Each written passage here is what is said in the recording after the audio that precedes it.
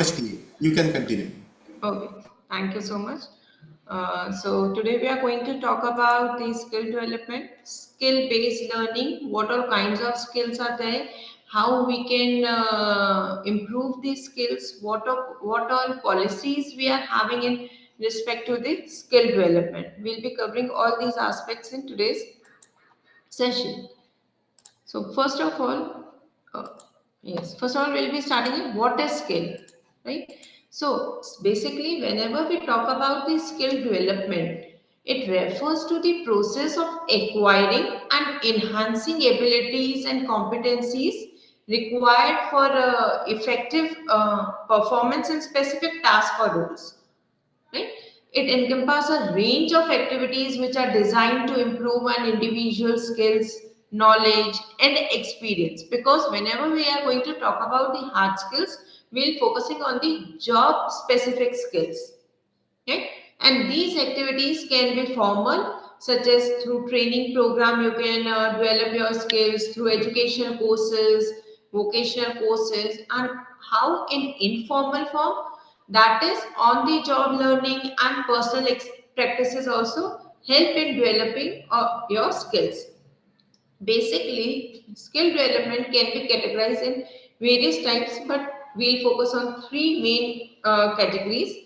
Technical skills, which are also known as hard skills, and they are basically job specific skills required for particular profession or a task, right? Such as programming, engineering, medical procedure, legal drafting, all these are job specific skills.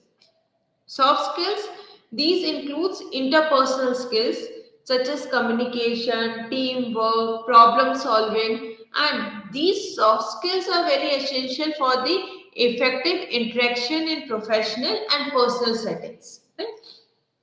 Life skills. They are practical skills necessary for daily living, right? Such as financial management, time management, critical thinking, right? Because we have to manage both personal and professional life. So, skill development is basically a dynamic and ongoing process. It is not a static process. Sometimes we need to develop skill as per the need and circumstances. See, there is a huge technological advancement. So, in that scenario also, we have to develop our skills. It not only involve acquiring new skills, we'll not only focus on acquiring the skills, we'll also focus on refining and adapting the existing ones so that we can meet changing demand and context. Next. Now, hard skills and soft skills. As we have seen that hard skill and soft skills both are very important aspect of a personal and professional development. When we talk about hard skills, they are specific teachable abilities or knowledge that can be easily quantified and measured. Right? As we are seeing that they are job specific and technical in nature. For an example, programming language, if you have done any vocational program, we can quantify it, we can measure it, right? Hard skills are often learned through education, training programs, or on the job experiences. But when we talk about soft skills, they are interpersonal skills, or you can say they are people skills, right? And they refers to the personal attributes or traits which enable someone to interact effectively and harmoniously with others. They are less tangible, they are harder to quantify than hard skills, such as communication, teamwork, leadership quality, adaptability, time management, and in present era, very important emotional intelligence. So, soft skills are crucial for career success as they contribute to interpersonal relationships, teamwork, and overall work environment. We cannot say that merely having a hard skill will serve the purpose. No, even we need these soft skills for the stability. So, both hard skill and soft skills complement each other in the workplace. Okay. While hard skill demonstrate what your ability to perform specific task, right? whatever your objective is in that particular task. Soft skill enhance your ability to collaborate, communicate, and adapt in various work environment, because you are going to face the diversity at each and every phase of your life. So to adjust in each and every phase of your life, you need soft skills. Balancing and developing both type of skill is essential for professional growth and success. Now, as we all are academicians, so we'll talk about professional skills for teacher and others. Right? So, in today's competitive environment, if we see, professionals must develop a blend of hard and soft skills. Why? To excel in their careers and contribute effectively to their organization. Right? So, when we talk about hard skills, which are also known as technical skills, they refer to the technical abilities and knowledge which is required to perform specific job duties. If we talk about it in reference to the teachers, this may include subject expertise, lesson planning, proficiency, sorry, proficiency with educational technology. Right? These can be some of the hard skills which are required by the teacher. And for other professions, it might involve skills such as data analysis, project management, proficiency in software application, legal drafting. This I am talking about other areas. So, mastery of these skills is very crucial for effectively executing your job responsibilities and ensuring higher performance in the organization. When we talk about soft skills, on the other hand, it encompasses interpersonal and emotional intelligence traits that enhance personal and professional interactions, right? Such as communication. If there is a clear and effective communication, then that is vital for building relationships and conveying your ideas. And whenever we are talking about the communication, both verbal and written communication skills will fall within the ambit of it. Leadership, strong leadership skills help in guiding teams, inspiring others, and managing projects effectively. Okay. If we talk about problem solving, if there is a huge diversity or in each and every phase of life, you are going to face certain challenges, certain problems. So the ability to identify the issue means diagnosing the problem is very important, right? So ability to identify issue, think critically, find solution is essential for overcoming challenges and making informed decisions. Then conflict resolution. Navigating and resolving conflicts constructively will definitely help in maintaining a positive work environment. Right? And it will also foster a collaboration with others. Right? Being flexible, and if you are open to change, that will allow professionals to adjust to new situations and challenges with ease. And as we have focused that in present era, emotional intelligence also plays very vital role. It is very important to understand and manage one's emotion as well as empathizing with others is key to effective teamwork and professional growth. Right? Then what is the importance of these professional skills? See, developing a combination of hard and soft skills will enable the professional to build a strong interpersonal relationships. There will be project confidence. It will boost your confidence, adapt to various situations, and represent their organizations effectively and efficiently. So these skills contribute to your personal development, your career success, and overall success of the team and organization. So both technical expertise and interpersonal abilities professional can enhance their performance, lead with impact, and achieve their career goals, which is very important in the present era to sustain in your organization. Then, vocational training. Now, what is vocational training? We have already seen that what is skill development, what all categories of skills are there, what is the importance of these professional skills. Now we'll talk about the one of other aspect of these skills, that is the vocational training.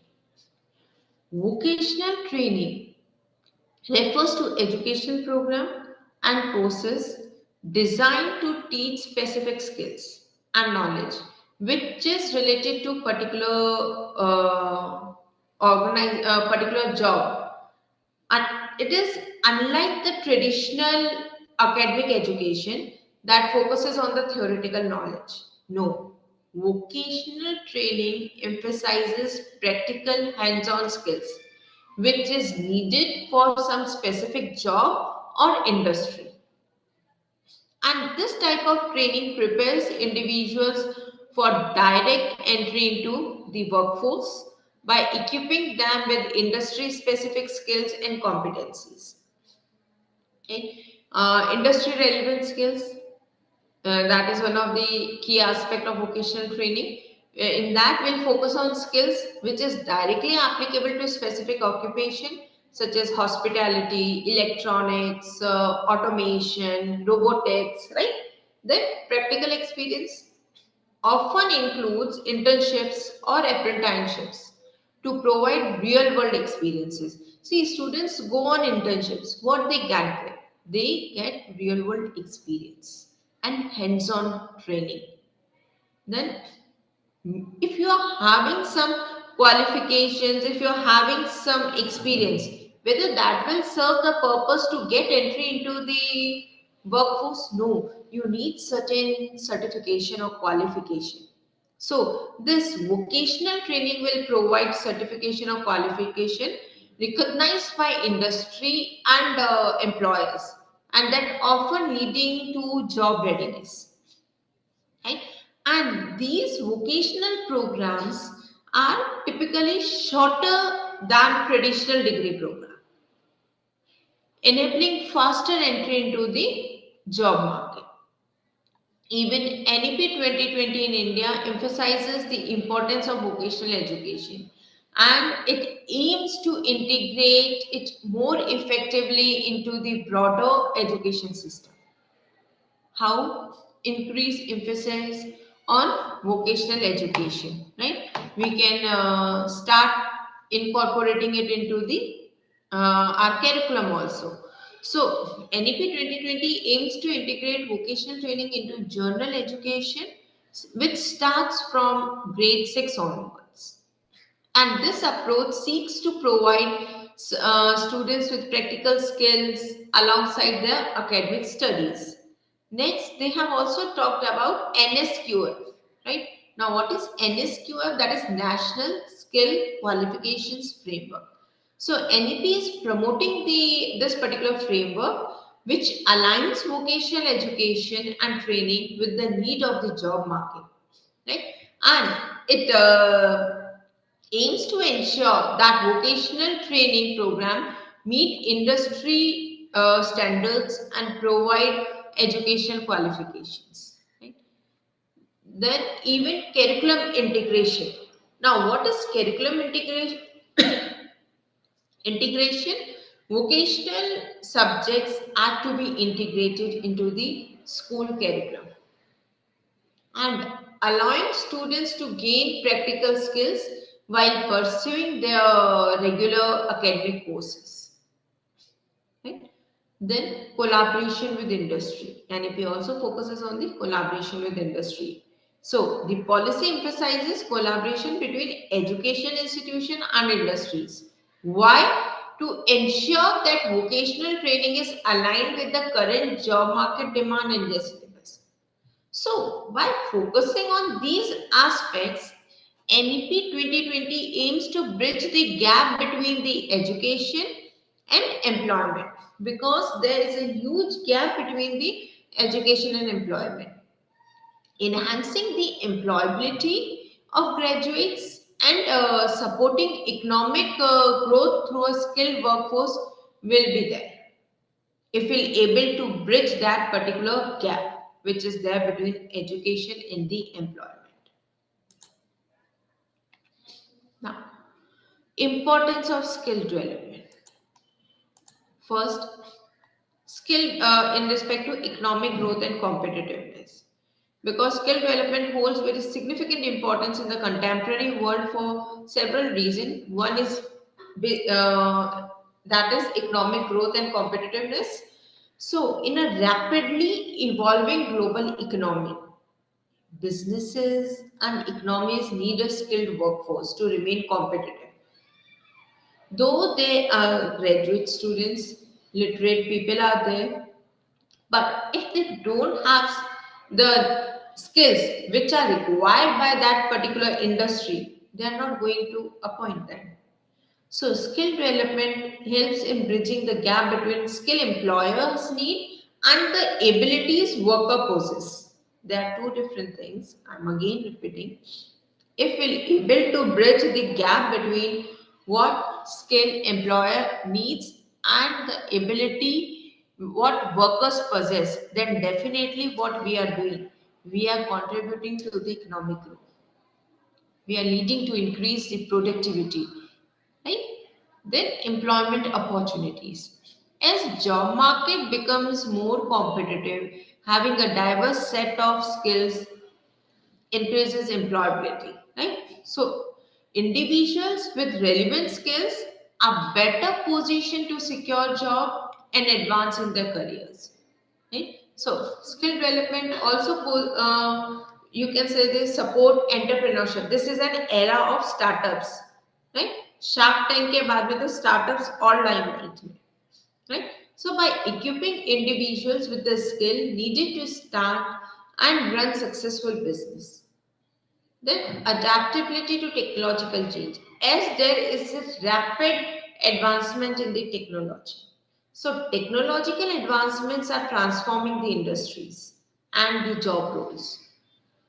Continuous skill development will ensure that individuals can adapt to new technologies and tools, thus staying relevant in their fields. And this adaptability is crucial for what? For maintaining your job security and the career progression. Right now, how we are connecting? We are also connecting with the help of technology. Right? Then addressing skill gap. Skill development is vital for addressing this skill gap within the workforce. So first you have to identify, you have to diagnose the problem, that is where the skill gap is, and addressing these gaps will help in ensuring that there is a match between skill available in the labor market and the skill required by the employer. Right? Then innovation and problem solving. Whenever we'll talk about the innovation, what comes to our mind? Critical thinking or the brainstorming.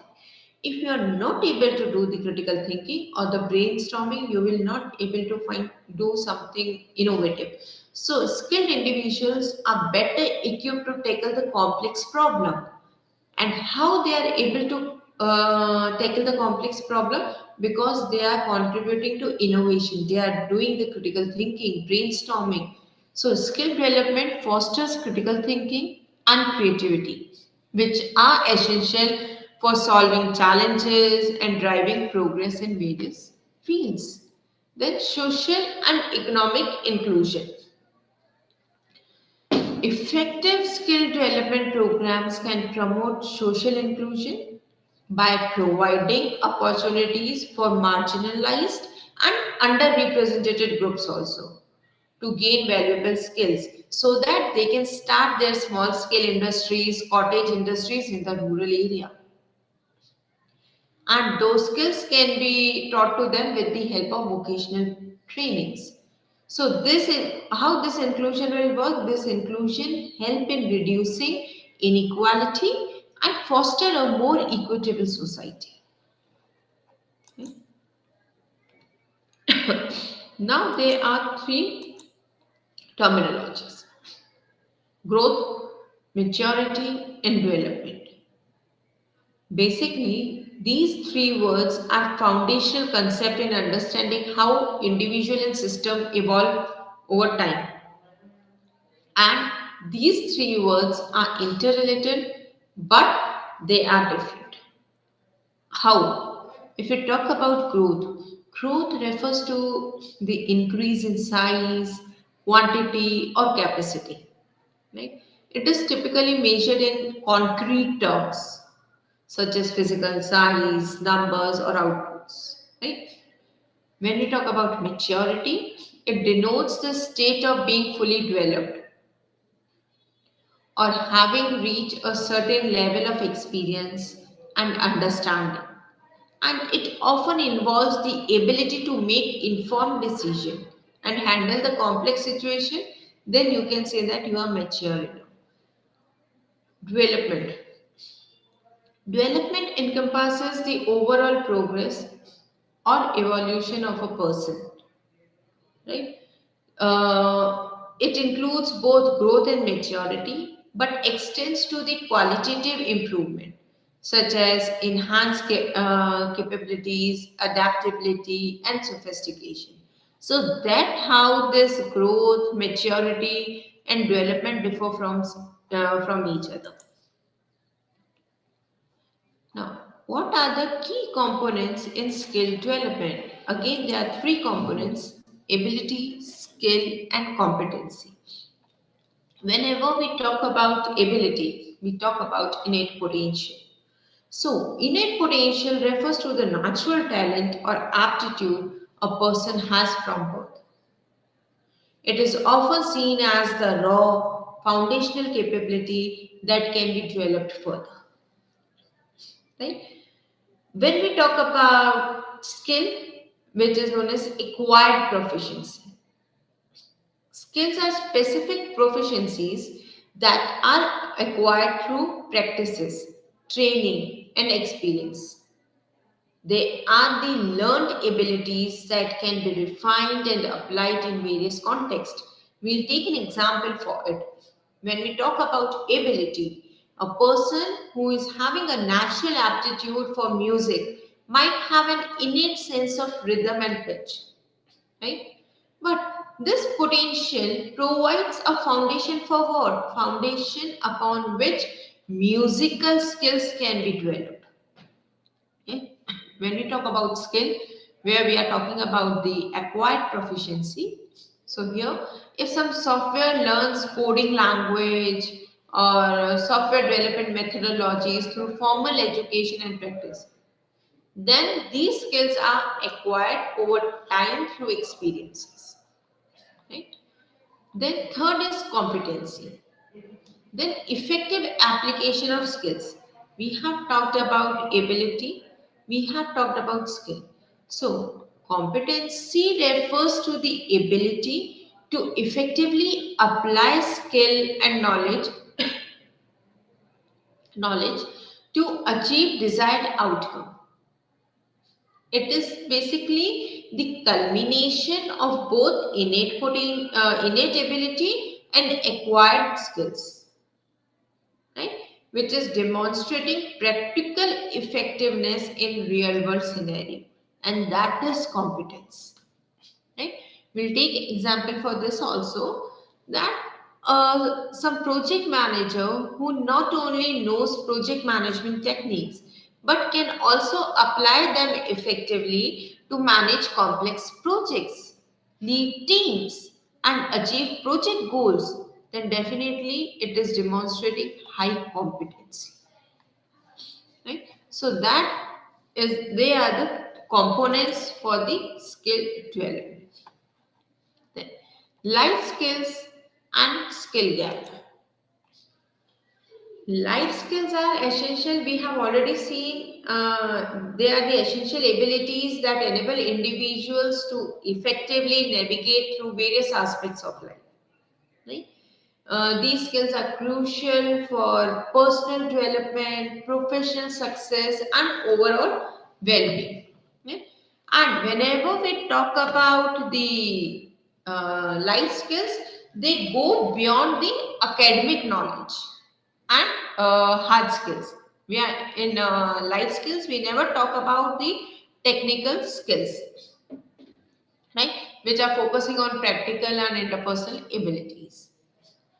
When we talk about life skills, communication can be the one, the ability to convey information clearly and effectively. This includes verbal and non-verbal communication, right? Listening skills and the ability to adapt the message to different audiences, right? So that is also very important. If a manager who can articulate team goals clearly and listen to employee feedback effectively, then he demonstrates strong communication skills. Critical thinking, the capacity to analyze information objectively, evaluate evidence, and make reasoned decisions, means informed decisions. Right? That is a critical thinking. So we'll again understand critical thinking with the help of an example. A project manager who assess risk, weighs different strategies, and make informed decision exemplifies critical thinking. Right? Emotional intelligence, the ability to understand and manage one's own emotion as well as recognize and influence the emotion of others. That is emotional intelligence. Customer care service. Right? A customer service representative who remain calm under pressure and empathize with clients, that shows high emotional intelligence. Even weak customer become harsh to them, right?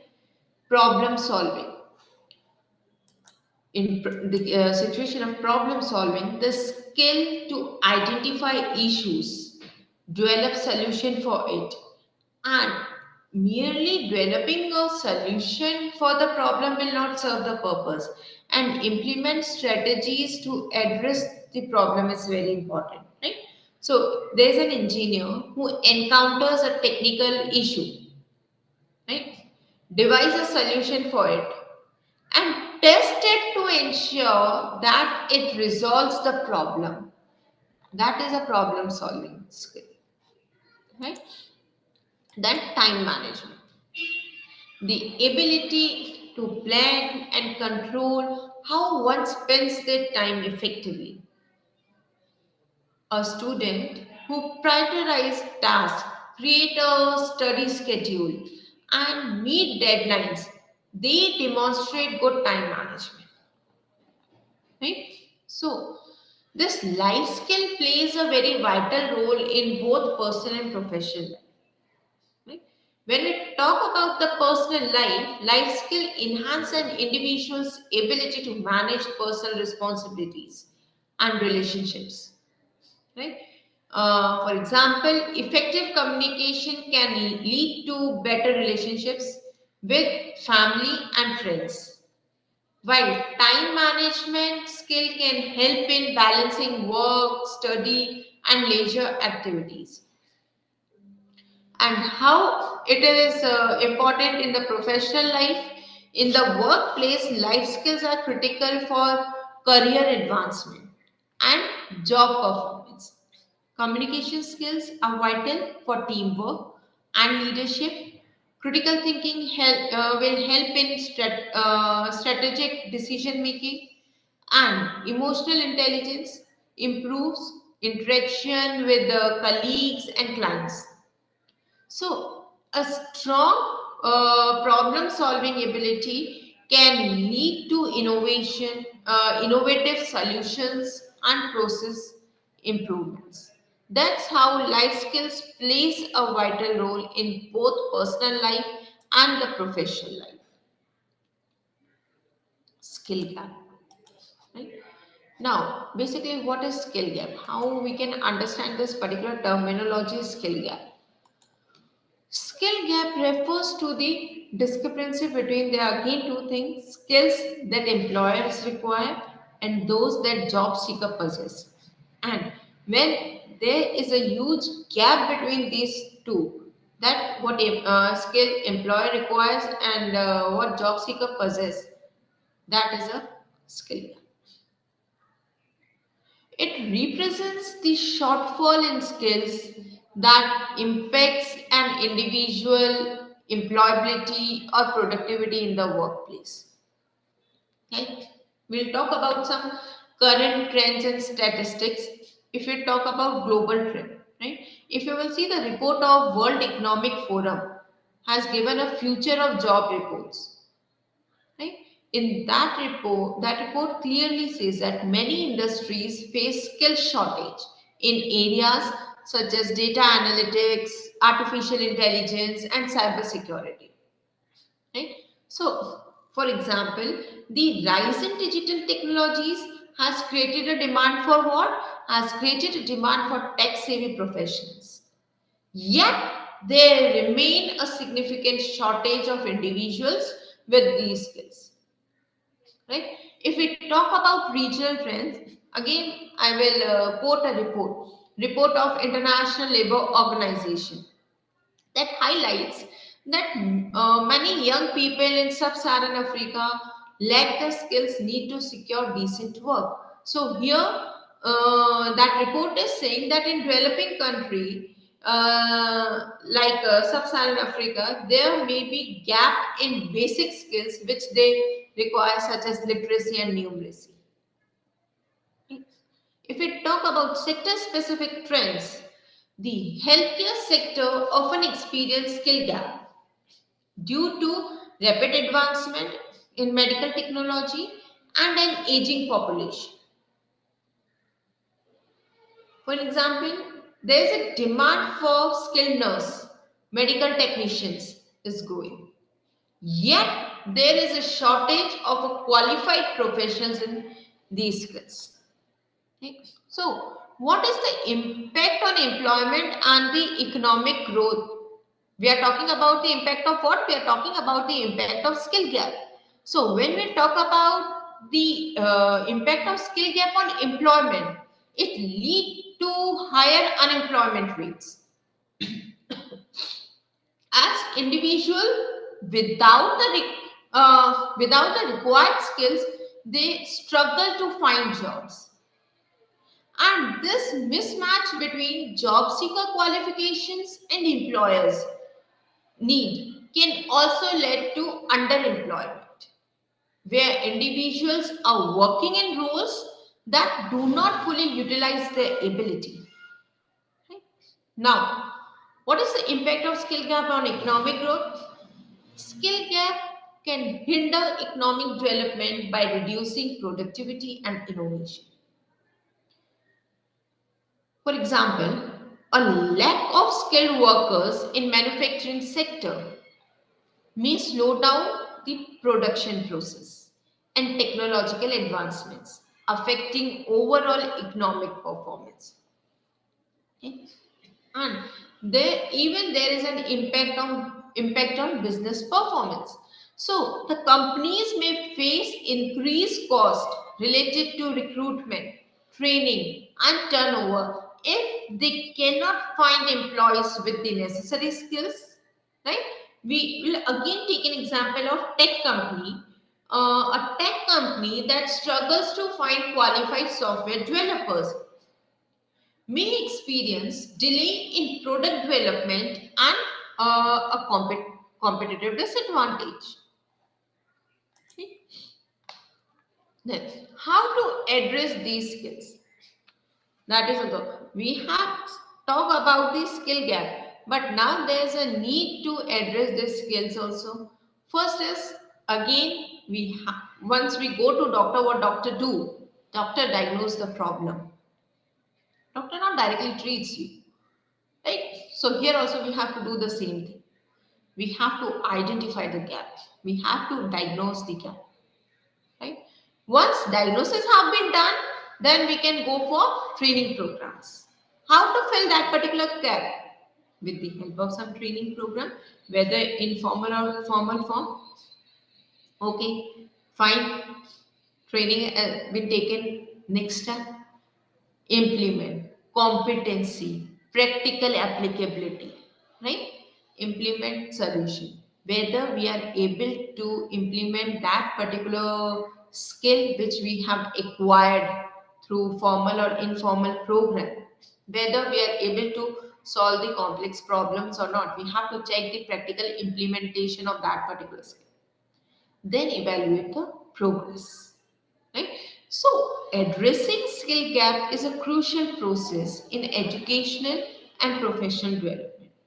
It involves identifying the areas where skills are lacking, developing targeted training programs, implementing effective solutions, and continuously evaluating progress to ensure the gap are being closed. Right? So in that, we talk about both the things, upskilling and reskilling. Many organizations and government have introduced training program to address this skill gap, right? So even if there's a need to acquire some new skills, fine, we'll go for it. And if there's need to reskilling, or we have to opt for upskilling for refining our innate abilities, then we'll go for it.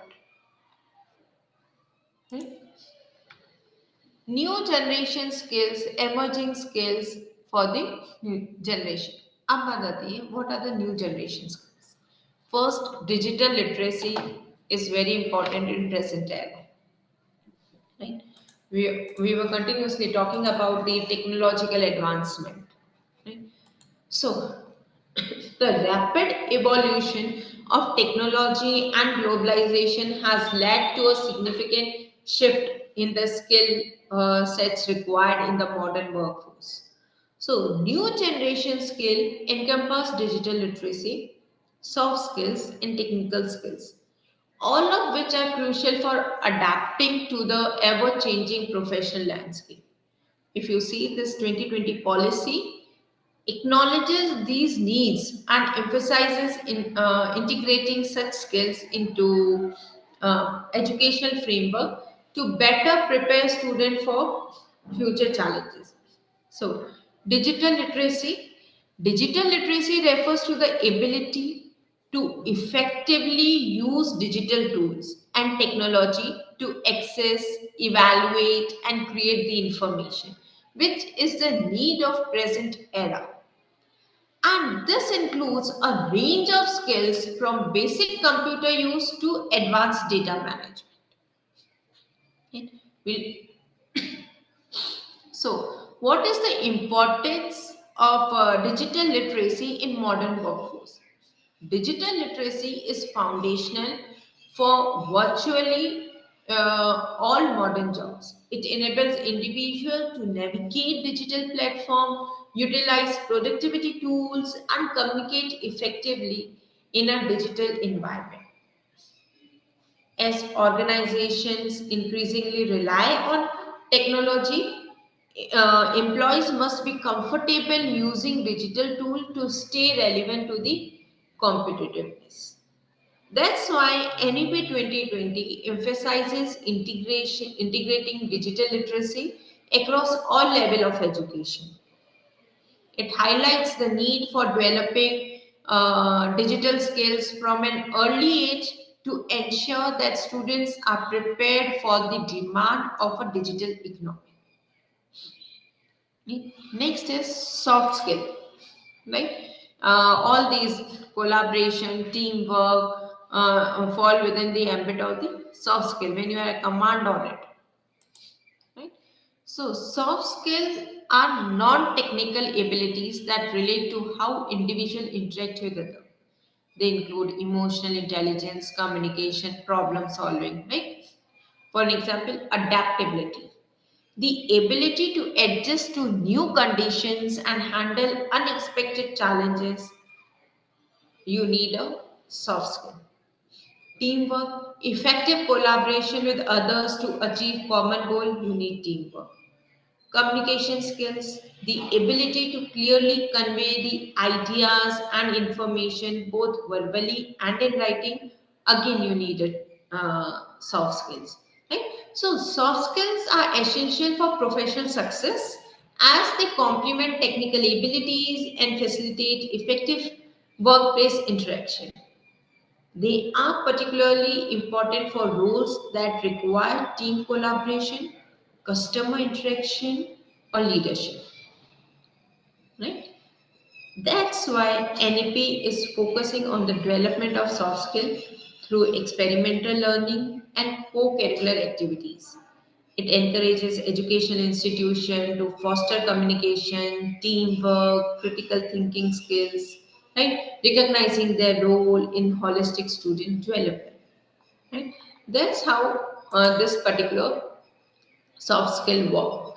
And even when we talk about critical thinking, analytical, and problem solving skills are highly valued in the era of information overload and complex challenges. Right? When you will do the critical thinking, now there will all are interrelated because we have talked about critical thinking. With the help of critical thinking, creativity and innovation comes. So then there will be a capacity to think outside the box and generate novel solutions is increasingly important in the rapidly changing world. Right? So these are the some new generation skills. Right? Just give me a second. There's a call. Just give me a second.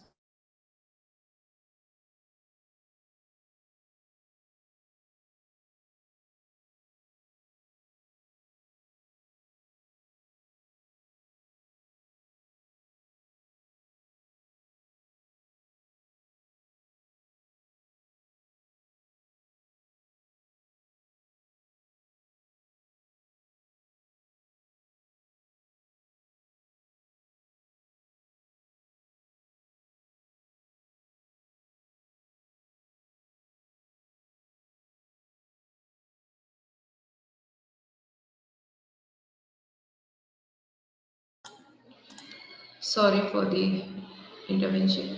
Now we have already seen these new generation skills. Now skill mapping. How this skill mapping works, or basically first is what is skill mapping. If we talk about skill mapping is a strategic process which is used by organization and the education institution to identify, assign and align the skills of individuals with the requirement of specific roles, projects and objectives, right? So this process helps in understanding skill gap, facilitating training programs, and enhancing overall talent management. Right? So first is vertical mapping. Now, what is vertical mapping? It refers to the process of analyzing and organizing skills within a specific career ladder or sector. And this type of mapping focuses on the progression of skills required as one move up through different levels within a profession or industry. Right? We'll take an example. Career progression. Right? Help individual understanding the skill requirement for advancing to higher position within their own field. Right? We'll talk about health sector. If we talk about health sector at entry level, what you need? Basic clinical skills, patient care, medical knowledge. When you go to the mid level, specialized skills such as advanced diagnostic techniques and patient management. When you go to the senior level, on the same ladder, then leadership, advanced clinical decision making, and research skills. Right? These are the we have understood with the help of example what is skill mapping. Again, we'll take one single example so it is clear to you. IT sector. At entry level, what do you need? Basic programming skills, software development fundamentals. Right? Mid level, what is the requirement? Advanced coding, project management, system architecture. And at senior level, strategic planning, innovation, and technology management. In such a way, vertical skill mapping is done. Right? So, NEP 2020 emphasizes the need for career-oriented skill development and creating pathways for students to acquire and enhance their skills progressively.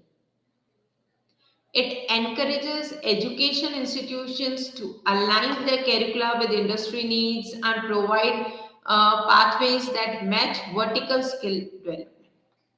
Now, when we talk about horizontal mapping involves analyzing and organizing skill across different industries or sector. And this mapping is concerned with identifying transferable skills that are applicable across various fields and roles. Okay, I'll take an example so that it is clear to you. Project management skill. See, project management skill such as planning, budgeting, team coordinations are applicable in various sectors. It is applicable in construction industry also, IT industry also, healthcare industry also. Right?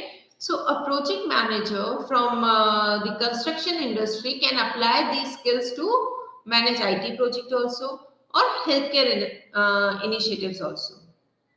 And that is horizontal skill mapping.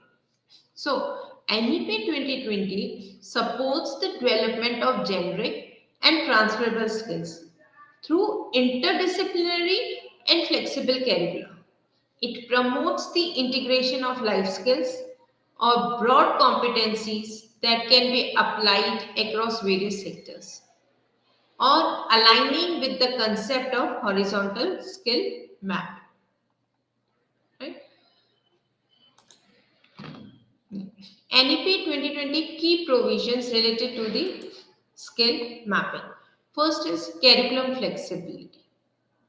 NEP encourages flexible curricula that support skill development at different education levels, facilitating vertical mapping. Right? Then vocational educational integration. NEP promotes the inclusion of vocational courses at different stages of education, supporting vertical skill development pathways also. These initiatives have been taken by the NEP. Skill development program. The policy supports various skill development initiatives that can be mapped horizontally across different sectors, enhancing adaptability and career mobility. Right?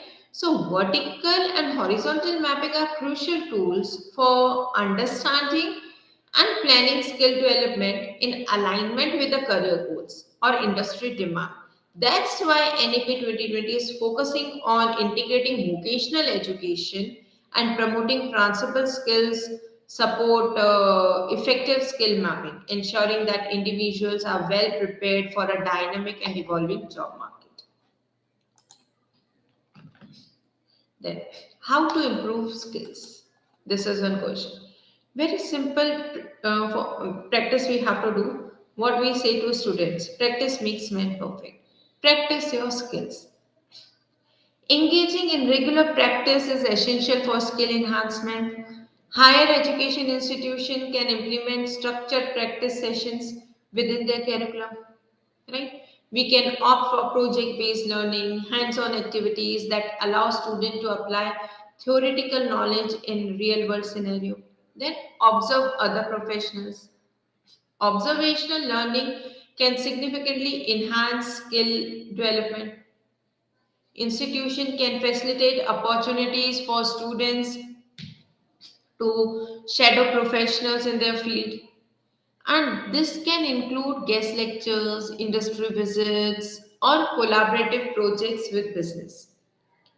Attend various workshops and conferences that will serve as a platform for skill development and networking.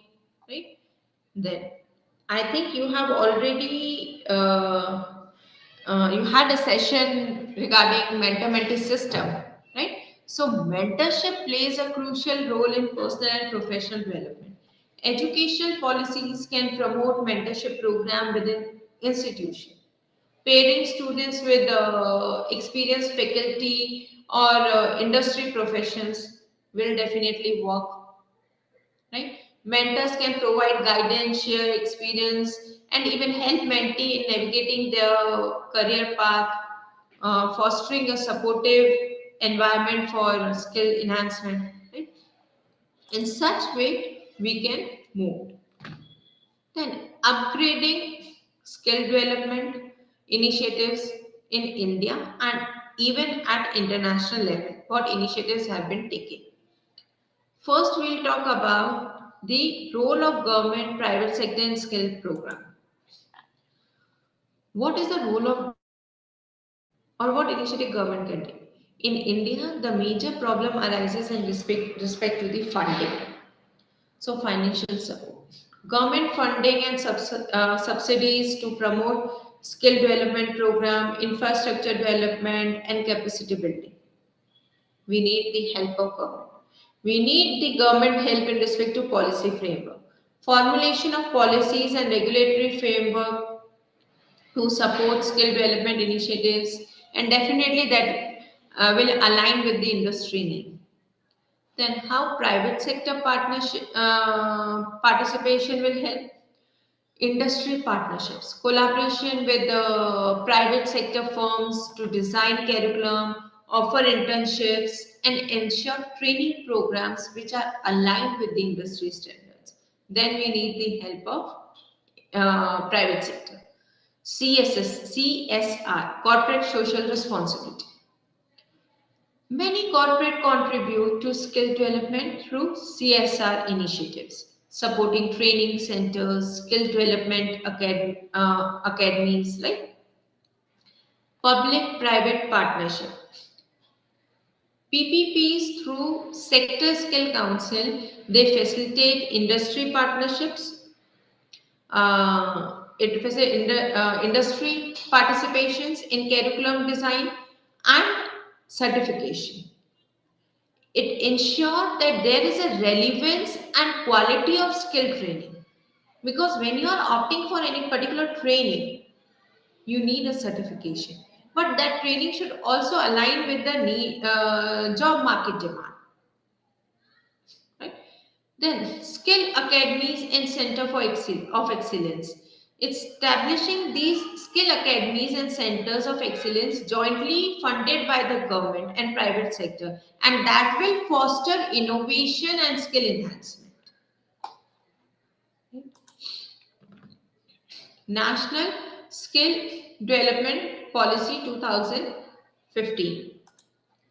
So, what was the objective of having this particular policy 2015? That is to create a skilled workforce. The primary objective of 2015 policy was to create a skilled workforce with employable skills and to meet the growing demand of industries across sectors. Right? Enhance employability. The policy aimed to enhance the employability of youth and provide opportunities for lifelong learning and skill upgradation. Right? It will help in inclusive growth. It somehow emphasize inclusive growth by focusing on marginalized communities, women, differently abled individuals, and ensuring that they get benefit from skill development programs so that even they can contribute to the economic development. Then, what are the key provisions of this particular policy? The skill development mission. Right? Skill development mission is to coordinate skill development effort across various sectors and regions. Right? Sector specific skill councils will be there. Creation of the sector specific skill councils to identify skill gap, design training program, and certify skilled individuals. How it works and the impact of this policy on higher education, whether there is a good impact of 2015 policy on higher education or not. First, integration of vocational education. This 2015 policy spurred the integration of vocational education into mainstream higher education. How? Through initiatives like Bachelor of Vocational Programs, and these programs will help in bridging the gap between academic learning and the industry requirement by providing specialized skill training. Then, curriculum reform. Higher education institution revise their curriculum to align with the 2015 policy objective. incorporating skill development modules, practical training components, right? And somehow they are shifting to enhance students' employability and readiness for industry roles. See, the purpose of education institution is never to provide an employment. It is to make the student employable. Right? Then enhance industry collaboration. This policy encourage higher education institution to collaborate closely with industries through internships, apprenticeships, and industry academia partnership. And this collaboration facilitated real world learning experiences and ensured that curriculum remained relevant to the industry need, or you can say to the job market demand. Next, National Skill Index. Now, what is National Skill Index? This particular index is designed to measure and evaluate the skill development ecosystem in India. And the primary objective of this particular index is to provide a comprehensive assessment of the skill development landscape across various states and sectors. Right? NSI aims to identify strength, gap, areas for improvement to align skill development initiatives with the country's economic need. How that can be done? First, we have to collect the data, and from where the data will be collected, right? Skill development survey will be done of skill development program, employment data, feedback from industry stakeholders, even data will be collected from governmental agencies, education institutions, and industry bodies. Then there are certain indicators to analyze. What are those indicators? Right? Skill number of skill development programs, employment rates, completion rates, placement statistics, and alignment of these programs with industry requirement. And then the scoring and ranking will be done. States and sectors are scored based on their performance across these indicators. And the scores are then used to rank regions and sectors, providing a snapshot of the overall skill development environment, right? And that's how it works. UNESCO program 21, right? When we are talking about, we have already seen the national policies, now international policy. This UNESCO program 21 is an international initiative which is aimed at fostering sustainable development through skill development and education. And the primary objective of the UNESCO Program 21 is to enhance education quality, improve the quality and relevance of education and training programs to meet the need of a rapidly changing global economy. Right? Next, promoting lifelong learning, encouraging continuous learning and skill development throughout the individual life. That was the another objective. Then addressing global skill gaps, identifying and addressing skill gaps that impact economic development and social inclusion. And that's for these particular reason, UNESCO Program 21 was drafted, right? Then link between skill levels and economic growth. Whether there is any link or not. Yes, there is a link. First is productive improvement. Skilled workers are more productive, which contributes to higher output and economic growth. For an example, in the IT sector, skilled software developers and engineers derive innovation and efficiency, right? Leading to increased productivity and business growth. And that's how there is a link between skill level and economic growth in respect to productive improvement. And next is increase employment opportunities. Skill development will definitely reduce to unemployment by aligning the skills of the workforce with market demands.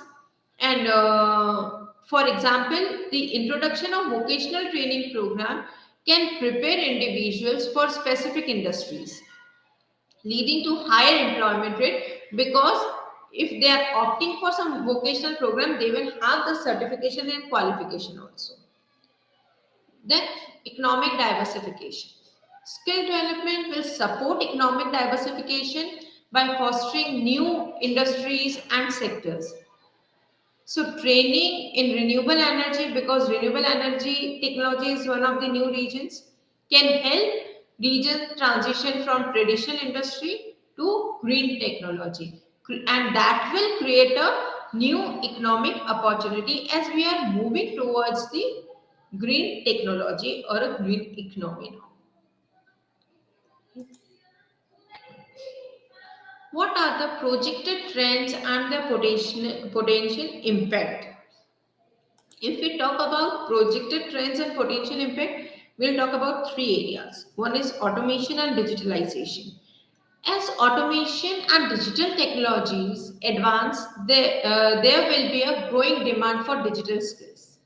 And the future workforce will need to adapt to new technologies, right? Requiring continuous skill development to stay relevant.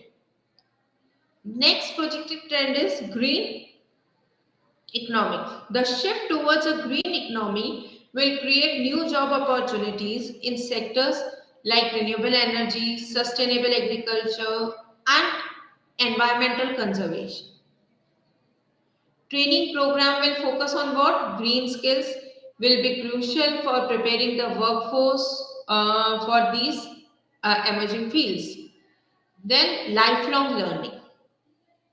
The concept of lifelong learning will become increasingly important as industries evolve rapidly. And continuous skill development and upskilling will necessary to meet changing job requirement and maintain employability.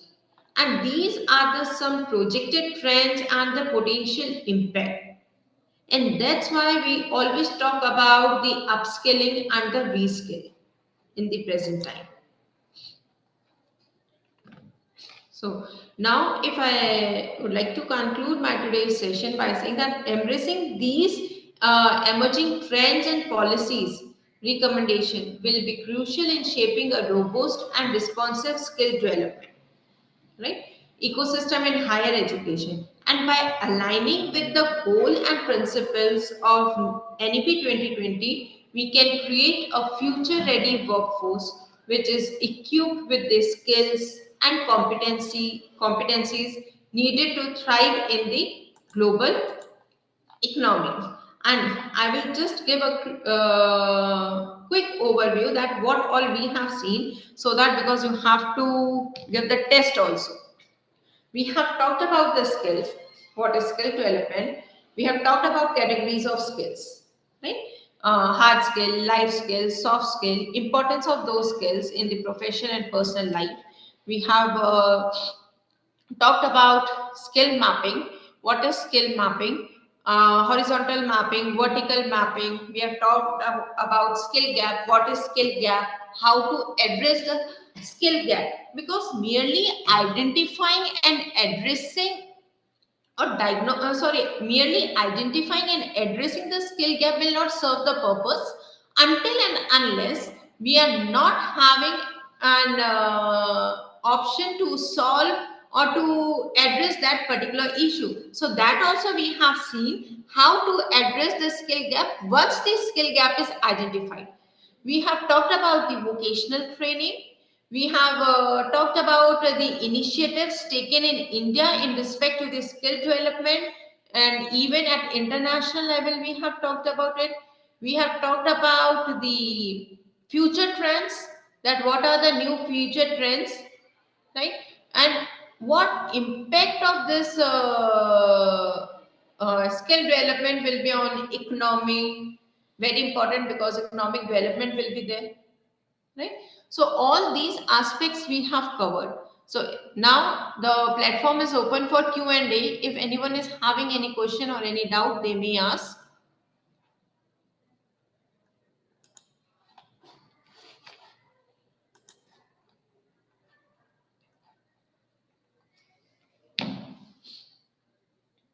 Yes.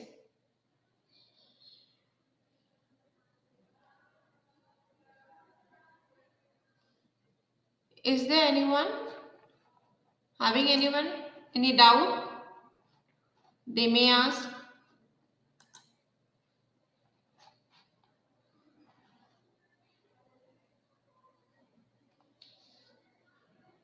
No doubts?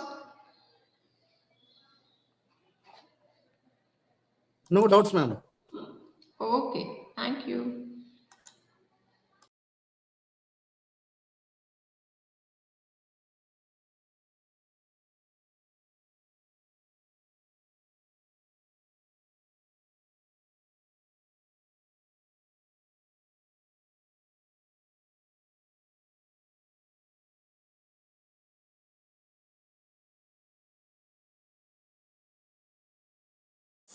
Hello, Dr. Arora ma'am. Okay, that's why I called you. Okay. Yes, sir. Badai. Yeah, I think session is finished, ma'am. Yes, sir, and no one is having any doubt. That's strange, ma'am. That's strange. Two possibilities are there. I think they can understand everything, or they have listened not everything not. Okay, so if there are no doubts and the questions, so we will conclude, ma'am, this session. Okay, thank you so much. So, on behalf of Malviya Mission Teacher Training Centers and Garge Baba Amravati University, I extend my sincere gratitude to Dr. Arora ma'am for being with us, enlighten us, and gives us a roadmap or the road path towards the skill development and the aligning of skill with our curricula and with our teaching learning. That will be very essential in the today's era. So, ma'am, we are really thankful to you for such a wonderful session that broaden our perspective towards the adoption of the skill development in our curricula and in our HEIs. And with the kind consent of Dr. Arora ma'am, I would like to declare that this session will be over here, and within a couple of time we will continue for the next session. Thank you, ma'am. Thank you so much, Thank ma'am. you so much, sir, and all the best for the future, each and every participant present here. Okay, sir. Thank you. Thank you. Thank you so much.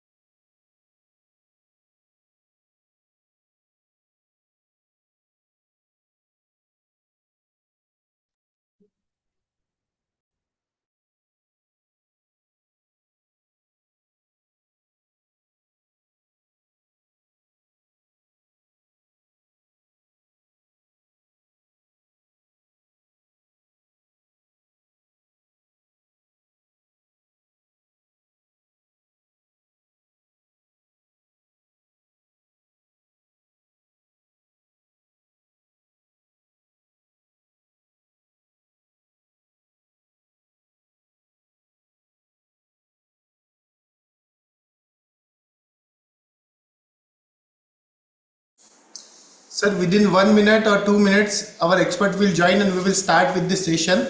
I think there is some technical glitch at the expert side, so we're waiting for ma'am. Please wait for 1 or 2 minutes. She will joining with us, and then we will start. Yeah.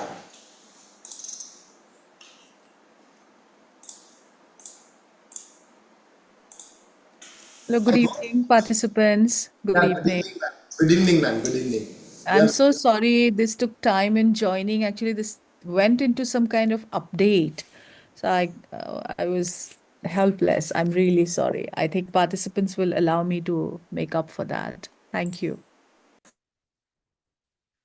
So shall we start, ma'am, with the session? Please, please. Yeah, yeah. So, good evening, one and all, once again to this virtual platform. Friends, as we have already discussed, the today's session we have split it into the two different parts. One part that is skill development. We have already completed, and now we are moving towards the another part of this session, that is one of the important theme, the Indian knowledge system of this flagship program. Friends, you know that we are going for the generic and the generic and the open for the specific IKS component in our syllabi, and one of the important aspects of the environment, it is also there, and how the environment as environment conservation and the IKS is correlated with each other. We will discuss in the current in this session with the help of one of the eminent and the senior expert, Dr. Abbasi ma'am. Ma'am, I extend my warm welcome to you to this session. Friends, Professor Abbasi ma'am is at present serving as a director of this Malvi Mission Teacher Training Center at Aligarh Muslim University, Aligarh. As being the MMTTC family, as we have, I have already told that we are on the mission mode to sensitize the faculty member towards this adoption of a national education policy and its integral part with the various aspects and its vertical. So ma'am is also in on that mission, and she was also conducting such kind of a number of programs at her institution, and also training the faculties across the country. So I will not take much more time, ma'am. I again extend my warm welcome to you to this session and request you to start with your session, ma'am, please. Thank you. Thank you very much for that introduction. And I have apologized for the delay in joining.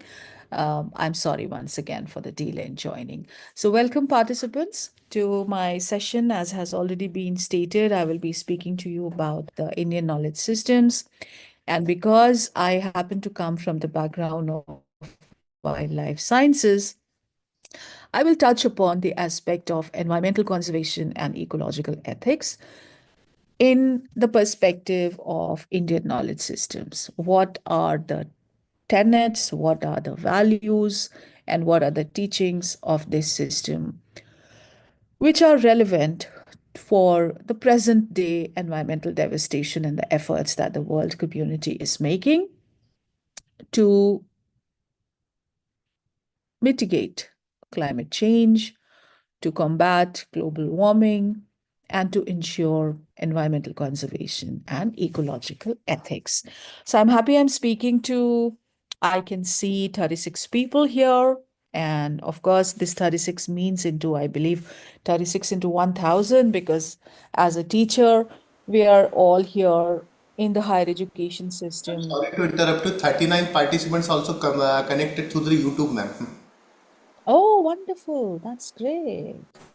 That's wonderful. So the impact will be 39 plus 36 into 100, I should say, because when these teachers who are deliberating upon the national education policy here at this platform created by the SGB MMTTC there at Amravati, they will learn about NEP, they will learn about its implementation and about the transformative changes that the power to which they have in the the journey of our country's first world class university and the journey of our country's dream to be the Vishwa Guru and the Vishwamitra. In that vein, my dear friends, let us look at what we are going to see in this short 1.5 hour presentation that I will make with you. The historical perspective and the philosophical foundations of the Indian knowledge systems. The system that we have inherited from our ancestors in the form of ancient texts and scriptures.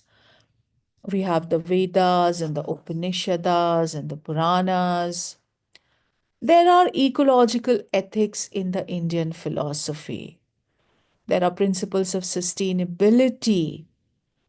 And in our lifestyle, there are principles and teachings and traditions and practices that promote living in harmony with nature. Also, not just the written text, not just the religious scriptures, but we have a very rich storehouse of folk songs and proverbs and sayings um, uh, and idioms, wherein living in harmony with nature, principles of sustainability, ecological ethics, etc., have been enshrined and they have been passing on from generation to generation.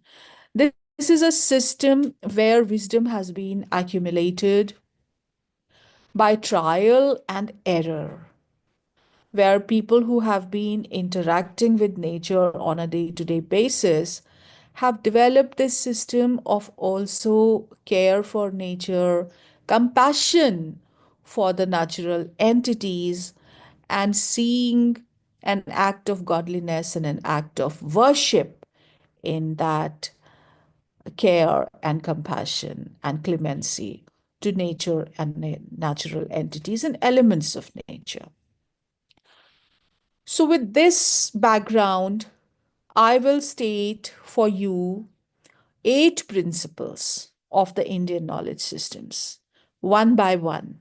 And by no means I wish to say that these are comprehensive 8 principles. According to my research and my limited knowledge, I have extracted them from the text and from the sciences. There might be many more. And I'm not at all claiming that this is exhaustive. But whatever I have arrived at, I find very interesting. And in the present day scenario, I find it extremely, extremely inspiring and extremely useful in order to warrant the role of people in conservation. Because, my dear friends, coming from hardcore, pure wildlife research, I know that wildlife researchers always grapple for conservation. We grapple with the problem of man animal conflict. The thing is that we want space, we want resources, we want habitat, we want food for the animals. And that's the only way conservation can be enacted. We don't want habitat destruction, we don't want poaching.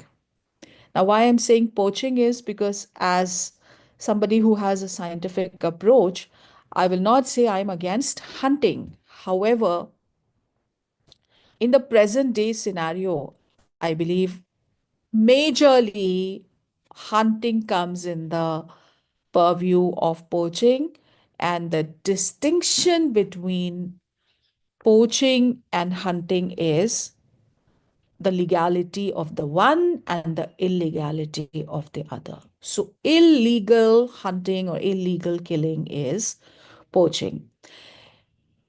Now, when we are facing man animal conflict in the national parks and sanctuaries and in the protected areas, we are combating poachers. The forest department is combating poachers. The conservation recommendations that researchers like me we give, they are beseeching a ban on poaching and an implementation of the ban on poaching. We always come up with such findings that despite the Wildlife Protection Act 1972 and the various amendments 1991, 2002, and later, prohibiting poaching goes on, and it's detrimental to wildlife, it's detrimental to biodiversity, it's detrimental to ecology. Now, it doesn't take a government or it doesn't take a forest department to stop people from poaching because they have their own reasons. They have their own conflicts. However, when it comes to communities that have their origins and have kept them alive in the Indian knowledge systems, we find that according to these systems, ahimsa or non violence is one of the deeply, deeply cherished values. And for people who believe in ahimsa, poaching is out of question. So while we cannot wait to educate everyone and to make them scientifically aware and fully sensitized to the need of conservation, on the one hand, we have the problem of illiteracy and people are not educated. And on the other hand, we also have the problem of resources. We are always short of resources. We are always short of funds. We are a welfare state, but we are not a rich state. So we don't have all the money to put the people on an alternative path for conservation. We have our own limitations. Being in India, being a country with a large population, being a country where so many of us are not very resourceful. In that case, we don't have the time to protect the species if we do not provide for the people fully. You know, there was this case of the Arabian oryx in the deserts of peninsular Arabia.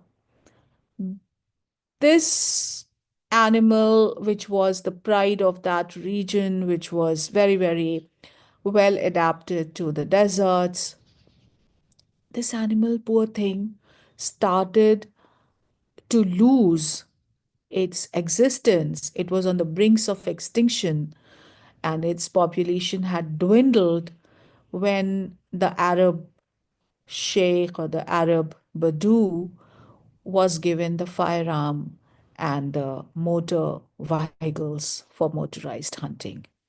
They killed them all. But socio-political will, or I must say that the will of the state, could be effectively implemented when the ruler prohibited the hunting of the Arabian oryx, and those who were hunting the Arabian oryx were not left to starve. They were very well provided for in alternative areas and at alternative places, and they were very happily made to survive, thrive, flourish, while they could leave the areas where the Arabian oryx was found, and they were they were free from any kind of conflict, any kind of encroachment, any kind of reclaiming of land for agriculture, etc., the regular problems that we face. And then there was a very successful captive breeding and reintroduction program of the Arabian oryx, and the Arabian oryx was bred in the Arizona Zoo in the United States. It was a 20-year success story. And today, the wilds, the wilderness of the Arabian Peninsula can boast of very good populations of the Arabian oryx, just like they did earlier. Our political situations are very different. They're very different. All our protected areas are encroached by the local people who have subsistence based requirements. They have livestock, they need to graze them, they need fodder for the livestock at home, they need fuel wood, they need fire, they need minor forest producers. And we have not been able to rehabilitate these people in other decent livelihoods so that they can be put off exerting more and more pressure on the natural ecosystem. So, in such a scenario, the belief of a people in a 3,000-year-old value of ahimsa comes in very, very handy. And it can be very, very effective. So, our responsibility as teachers to promote the Indian knowledge system is when we do it, it's not just limited to the Indian knowledge system, but it is also extended to environment education, which is, of course, nowadays, according to the Supreme Court, also, and according to the National Education Policy, also an imperative. Climate change is a reality. There's no more denying the climate change now. And we can actually do that. We can produce such citizens of tomorrow in the country, our students of today, who are responsible for protecting the environment, who can take such steps that enable the protection of the environment. So, ahimsa parmo dharma. अहिंसा सबसे बड़ा धर्म है. Non-violence is the supreme dharma. This is what comes from the scriptures of the Indian knowledge system. It is a core principle that emphasizes non-violence and compassion towards all living beings. And it advocates for the ethical treatment also of animals, recognizing their intrinsic value and rights to live free from harm. And this philosophy aligns with the modern day animal rights movements, promoting coexistence and respect for all forms of life. So that is one. This is the first principle from the IKS that we can apply for conservation, for ecological balance, for combating climate change, for mitigating global warming, and for ensuring environment protection. One principle, ahimsa, non-violence. Now we will look at principle number 2. We all know about Vasudhaiv Kutumbakam.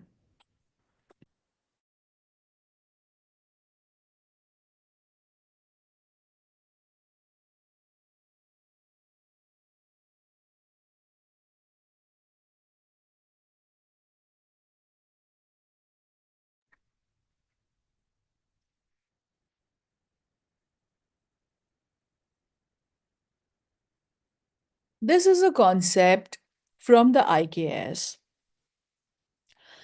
which means the world is one family. Vasudhaiv Kutumbakam. It's a part of a Sanskrit shloka, which says a lot more. But going by this, that means the Vasudha means the earth.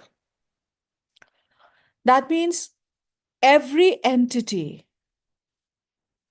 on the planet is my family member. It's a part of my kutumb, part of my clan. We live together. We share the resources with them. And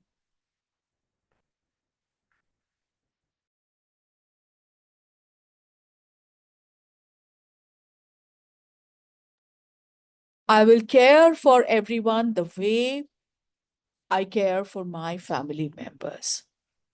And we can also add to this Sarve bhavantu sukhina and sarve jantu niramaya. We pray for the wellness and for the well-being of everyone. Everyone, just like we would pray for the wellness and the well-being of our family, of our family members. And then we also pray for them to be disease-free, to be conflict-free, to be stress-free. And we are not differentiating between animals and birds and plants and microbes and insects and amphibians and reptiles and fish. No. We are saying Vasudhaiv Kutumbakam. The world is one family, which means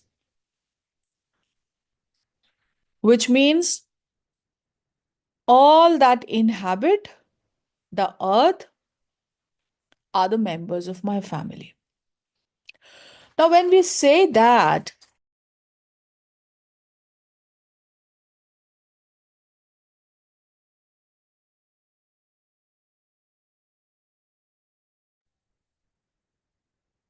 so when we say that, we are actually addressing the primary requirement in the ecosystem. If we consider the entire biosphere as one ecosystem,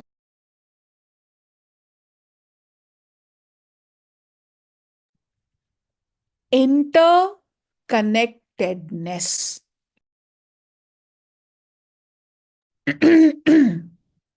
Interconnectedness. Friends, if you see the definition of ecology, eco means home, logy means study, and this branch of the biological sciences where we study the interrelationships, the interactions between the biotic and the abiotic factors of the ecosystem, that is called ecology. And the ecosystem is our home. Eco means home. Ecos means home. Now, so many years ago, this concept of Vasudhaiv Kutumbakam, where does a family live? A family lives in a home. What is an ecosystem? An ecosystem is a home. An ecosystem will function and will be healthy only if the interactions and the give and the take and everything that happens within the ecosystem vis-a-vis the various elements, the various family members are also healthy. Isn't it?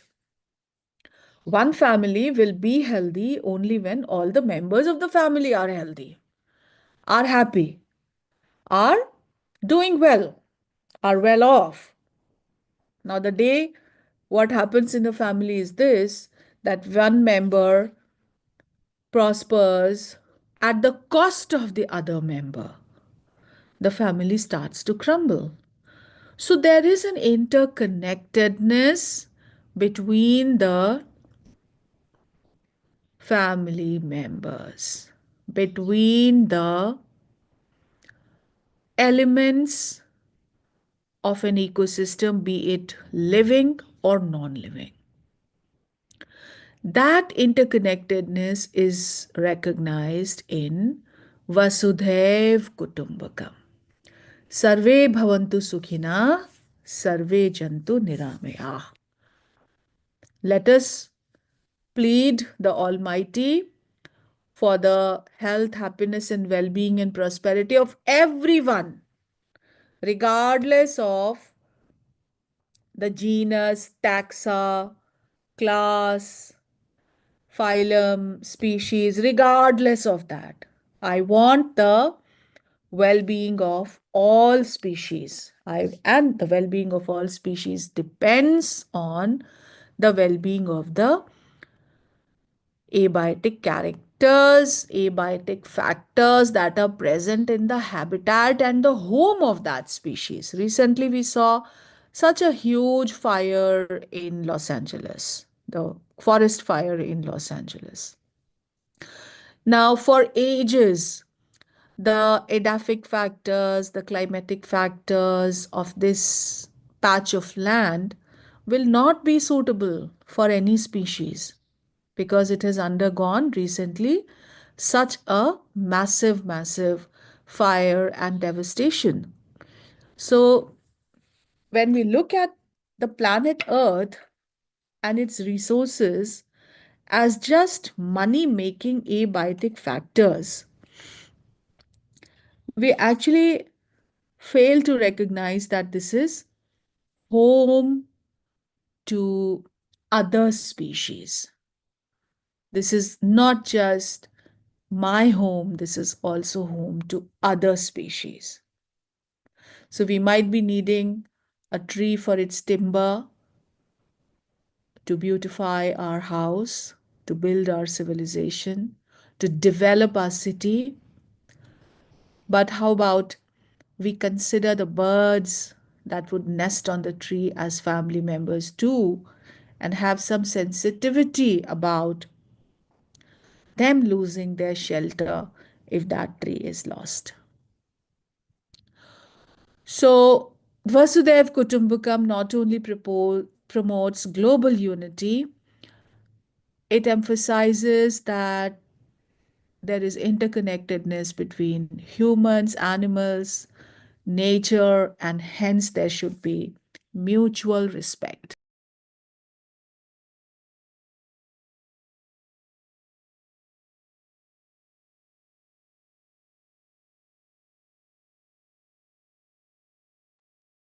That's how there will be collective well being, there will be peaceful coexistence, there will be universal brotherhood, and there will be natural harmony.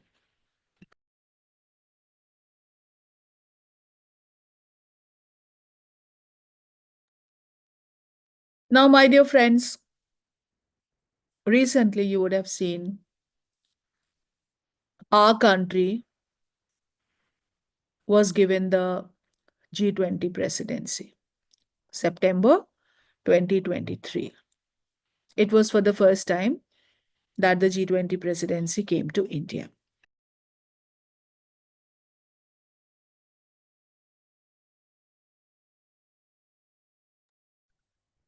Majority of the world community had come together to find a way to ensure the wellness and the prosperity of its people through three C's. 3C: COVID, conflict, and climate. India's answer to these three C's, providing a challenge, throwing a challenge to humanity, was Vasudhaiv Kutumbakam. So you would have seen in the very logo of G20, Vasudhaiv Kutumbakam, one earth, one family, one nature. This is what was very clearly written. One earth, one family, one nature. Because only then we can find a solution to COVID or some other disease that's looking at us in future, to conflict or to climate. So to begin with, Vasudhaiv Kutumbakam that enshrines the value of interconnectedness, which is required for a collective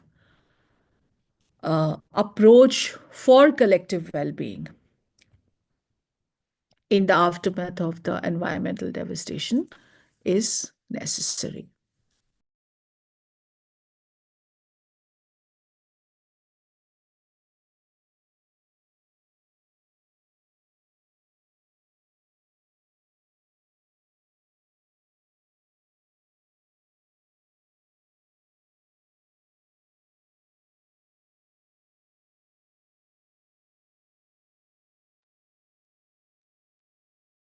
Well,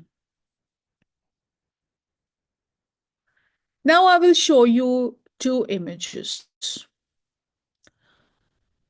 Two images after this. We think that as human beings, we are at the top of biodiversity. And that has led us to the Anthropocene, where we are one after another being held responsible for the extinction of so many species. The ill-conceived position of man vis-a-vis biodiversity in the Anthropocene. And in the second, now let's first look at the first image. So friends, for a very long time, we have been erroneously thinking that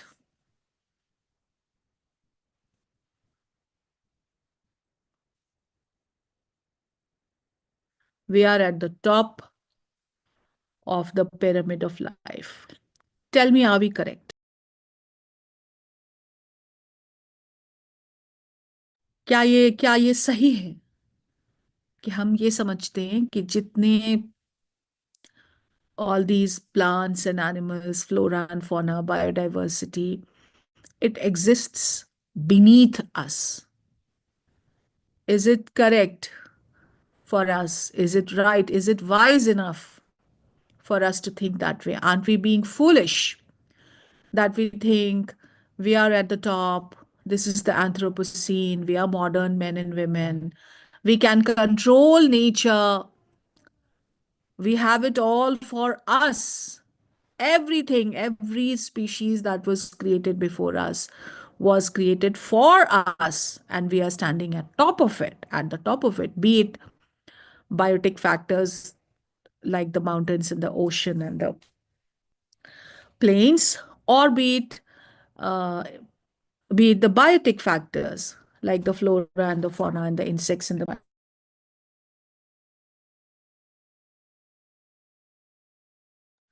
that you can see.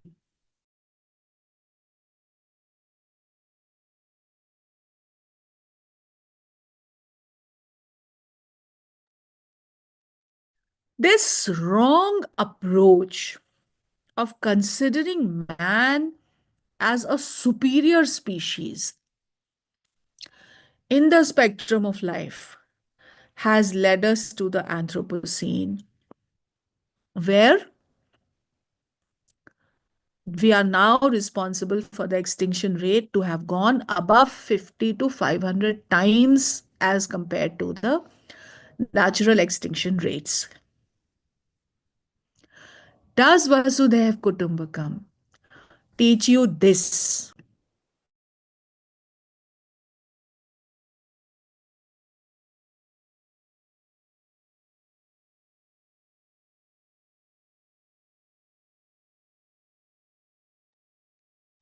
Can a healthy family exist like this? Can one member in a healthy, happy, and prosperous family think that he can stand on top of the others and that he can crush the others beneath him? This is not what the principle and the idea of interconnectedness, and this is not what Vasudhaiv Kutumbakam teaches us. This is what Vasudhaiv Kutumbakam teaches us. This is the correct picture. These are all AI generated pictures. I can't do animation. I'm not good at drawing. These are all AI generated.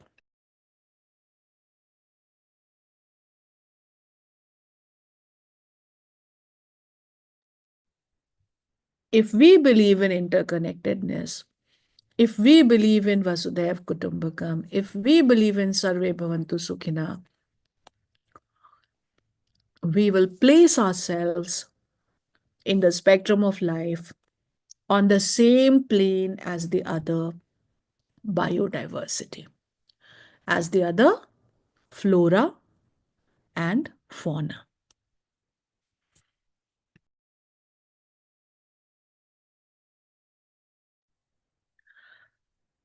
Now, I have spoken to you about man animal conflict. I've spoken to you about ahimsa.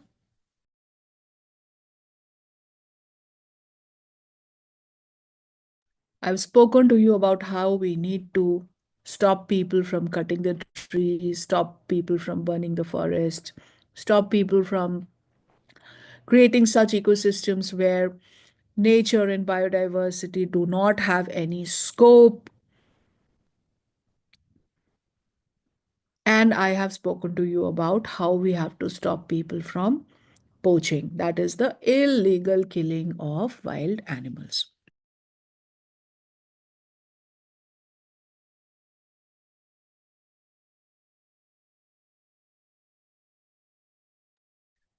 Now, nature worship and pantheism is something that is prevalent in the Indian knowledge system.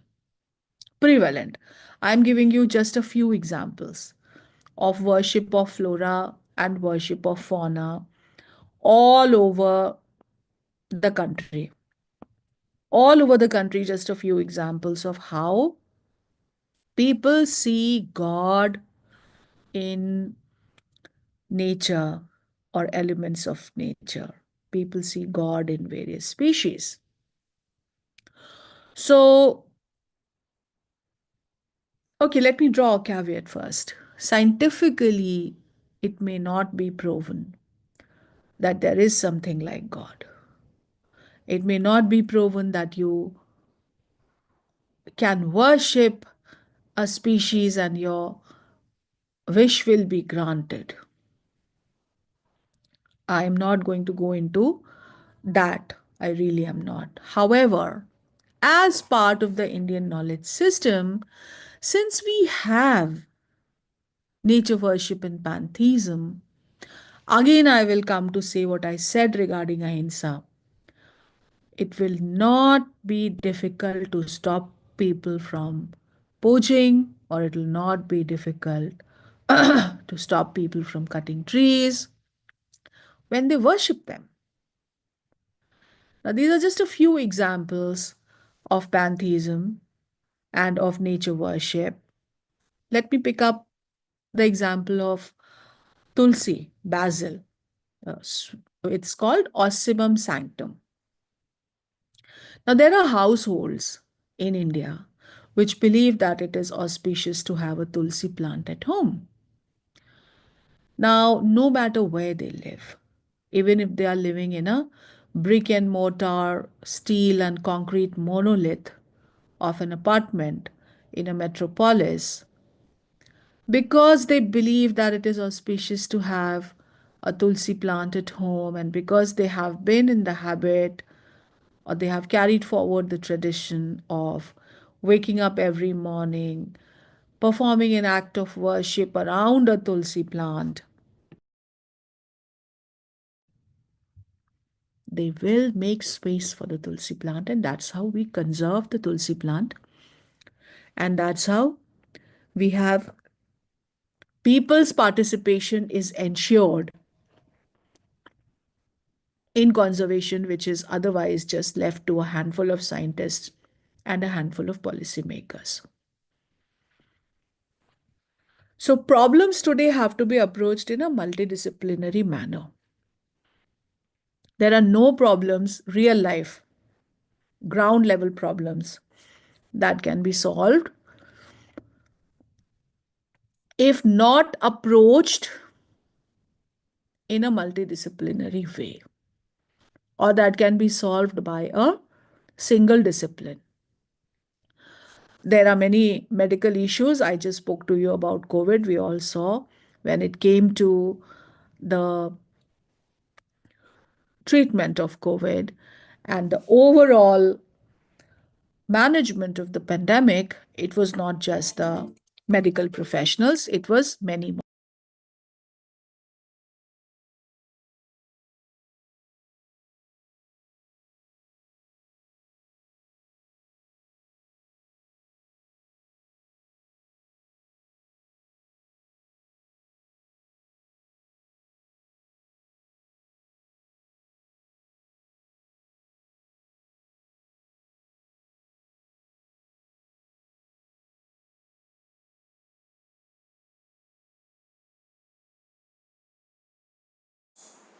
Hello, ma'am. Not audible, ma'am.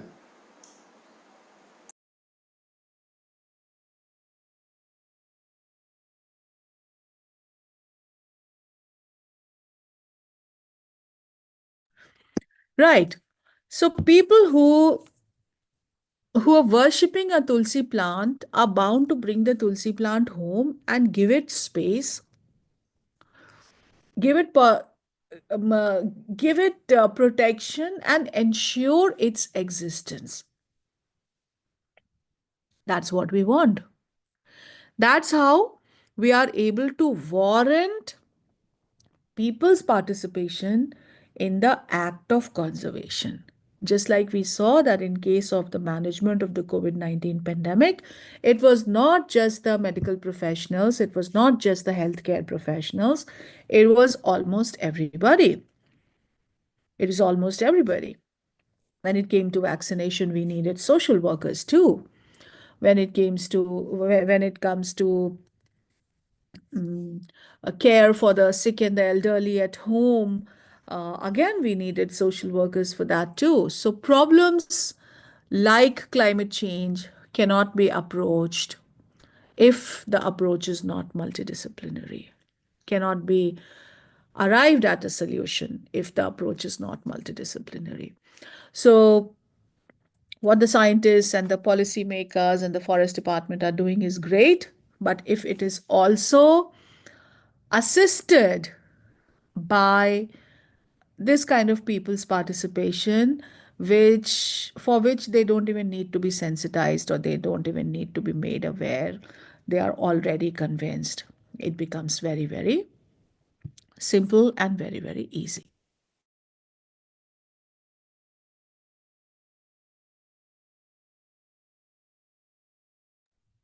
Okay.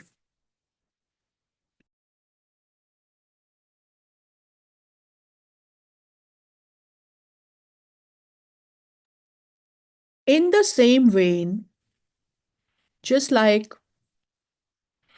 the worship of plants and animals, as I talked to you about in the previous slide, we have the case of worship or religious significance, spiritual significance of entire ecosystems. Sacred grooves.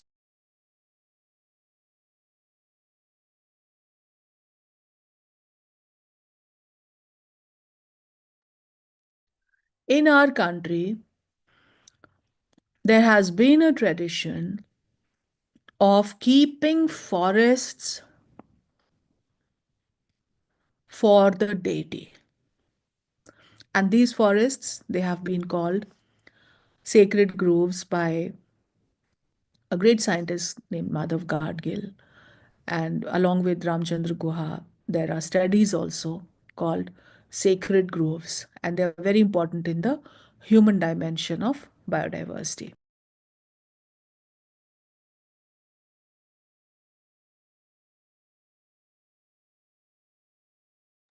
All over the country, we have hundreds of such sacred groves and sacred ponds and sacred trees. On this map, I have shown you the locations of several sacred groves, and you can see in almost every state of India there are these sacred groves that have been marked. I live in Aligarh here. Very close to Aligarh is the city of Mathura, that is famous as the birthplace of Lord Krishna. And there are in Mathura so many small uh, woodlots and trees. Say, for example, there is a woodlot called the Nidhivan. Now, Nidhivan is one small bower of trees where nobody goes at night, because the devotees, they believe that the Lord Krishna and the gopis and Radhaji, they all come to the forest at night and they play Ras Leela. That's what they do there at night. So they don't go there. Now, the thing is that if people don't go there, they will not harm the forest. And the thing is that if people consider the forest sacred as a sign of a certain deity, of somebody that they worship, they will not harm the forest.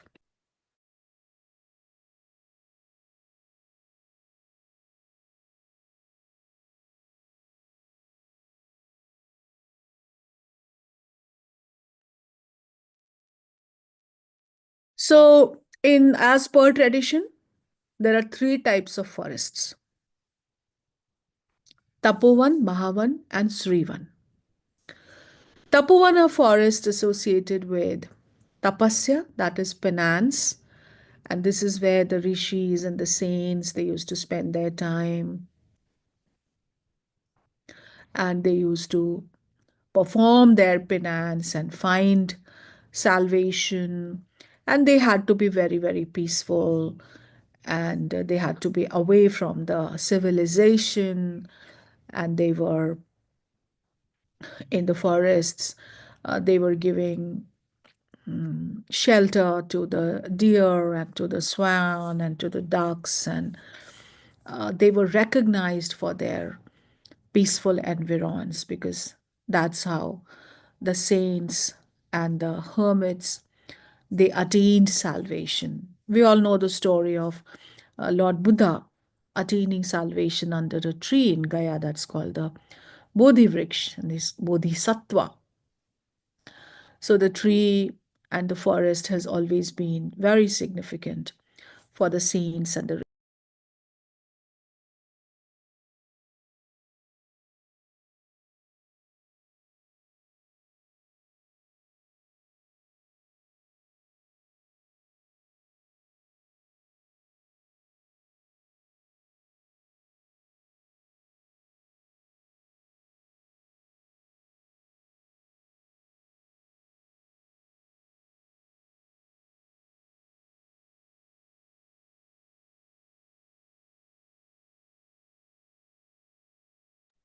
So the next category is Mahavan.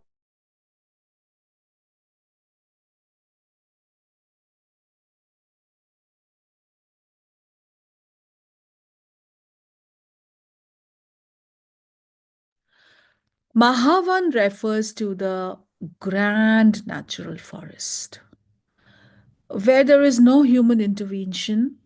It's actually a virgin forest, and just because a sense of respect exists for that ecosystem, where there might be ferocious wild animals, where there might be beautiful songbirds, where there might be lakes, but because of the sense of respect, they were not harmed. There were no incidents of poaching in the Mahavan.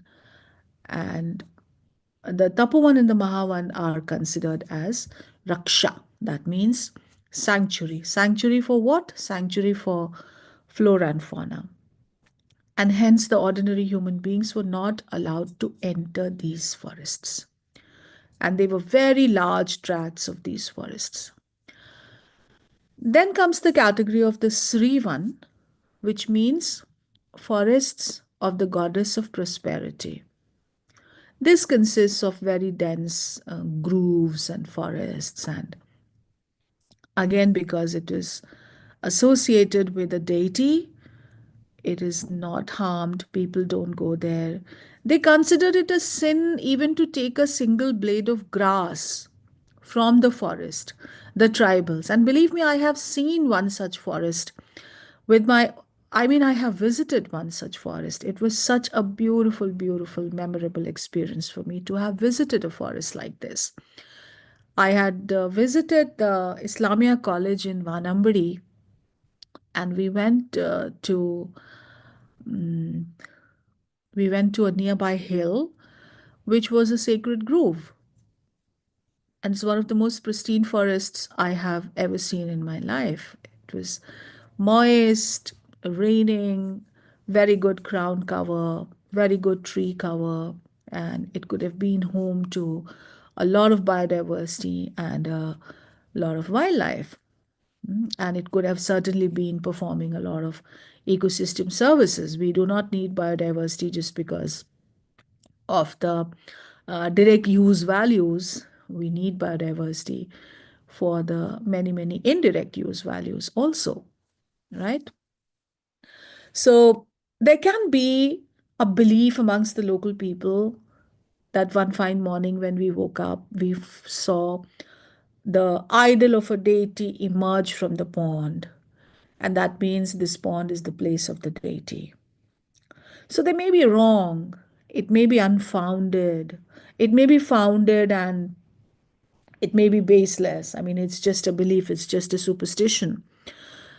But because of this, it's easy to conserve. I'm saying that again and again. When I'm saying that about ahimsa, it helps in combating poaching. I'm saying that about, I just said that about pantheism. Again, it helps in combating poaching. And I am saying that about sacred groves also. It helps a lot in combating devastation and degradation of the forest because of anthropocentric pressure to the forest, right? Okay,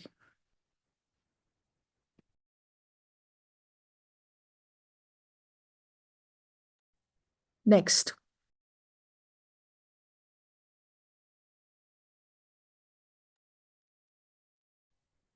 Let's not the let's not miss the trees for the forest. That's what I say.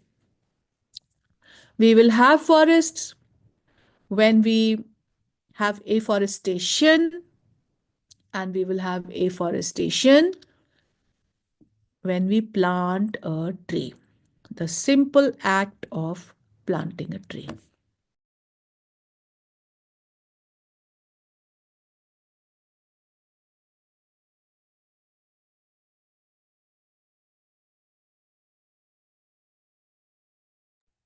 I spoke about scriptures, I spoke about Vedas, Puranas, and the Upanishads.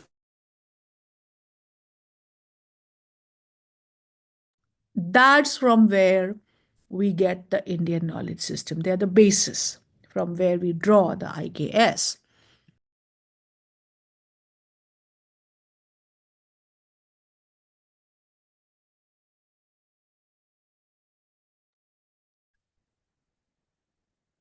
There is just this one single example of how the IKS promote trees. There are 10 other such shlokas in the scriptures of the IKS, which for me it's not possible to mention all of them here. There are quite a few, but just look at this one. Look at this simple shloka from the Matsya Purana. How surprising, how jaw dropping.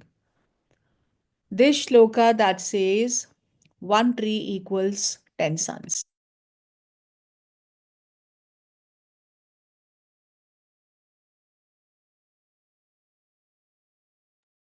One tree equals 10 suns. Look at this.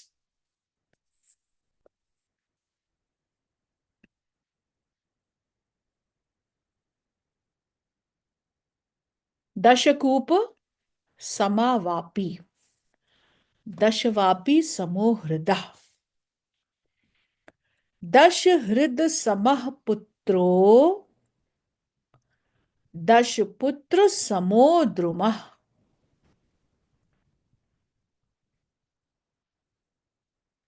These lines from the Matsya Purana, and then there are many other Vedic books where there are shlokas about trees. A pond equals 10 wells. That means 10 wells is equal to one pond. 10 ponds are equal to one reservoir. That is the step well, a water reservoir. Now, while they're talking about ponds and wells and reservoirs, next comes what? A sun. A sun equals 10 reservoirs. That means 1,000 wells equal a sun, whereas a tree equals 10 suns. What more do we need to find emphasis on tree plantation from the IKS?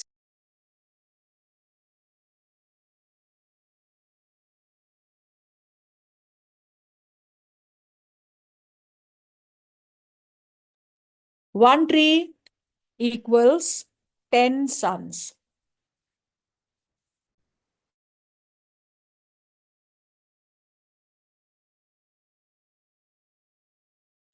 Now, today, when we talk about ecological balance, when we talk about global warming, when we talk about climate change, the solution lies in just a few measures that we need to take.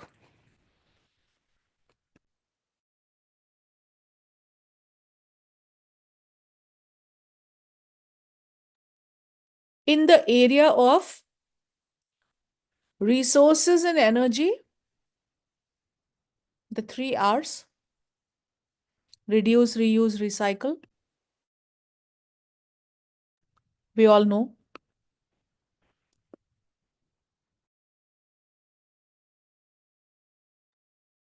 And in the area of biodiversity, just 2 actions: stop poaching, stop habitat destruction. How do you have better habitat? By having better tree cover, by having better vegetation, by restoring the habitat to its original, where there was enough trees, enough bushes, enough understory, enough grasses, enough water bodies, and no disturbance. No poaching, no human interference.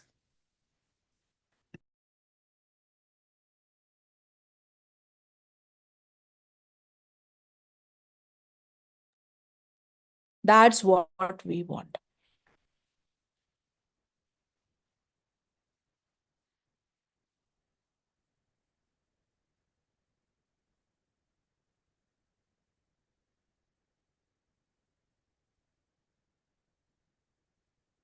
Next comes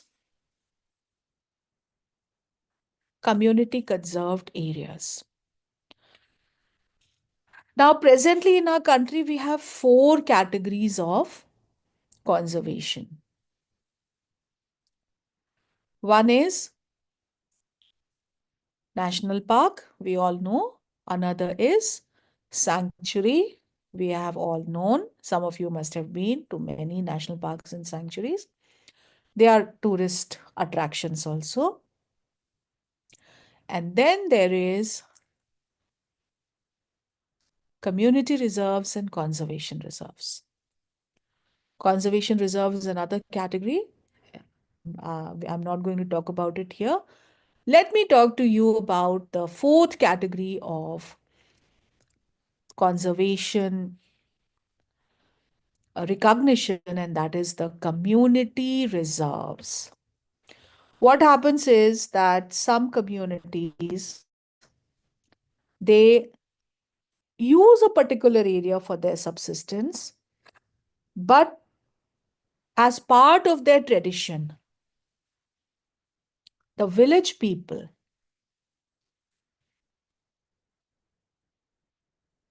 have also been protecting and maintaining sustainability of use of the flora and fauna of that region.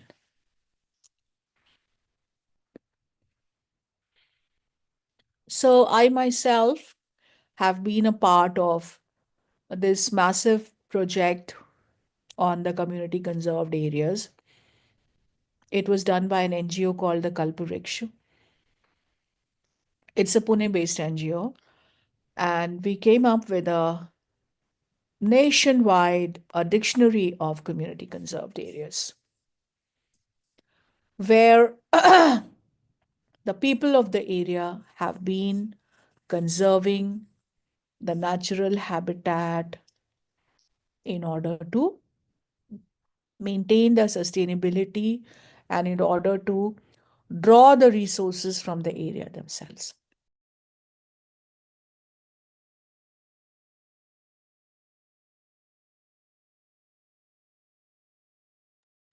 They are very, very typical to India. They are regions managed by local communities to preserve biodiversity and cultural heritage, and they reflect indigenous knowledge and practices, fostering sustainable conservation efforts. They also empower communities, protect endangered species, and promote harmony between humans and nature. So they are such protected areas which are set aside to protect flora and fauna and to preserve the local tradition, the local culture, and the local practices. If you're interested to know more about community conserved areas, or if you know about a certain area where the community is conserving the natural resources, flora and fauna, and also the endangered species there, you want to get it registered as a conservation reserve, you may please visit the website of the Kalpavriksha. It is something that has been documented only from India. That despite all the development pressure, despite so much of modernization and its encroachment, the people of villages have their own republic of protecting the flora and fauna without alienating themselves from that region.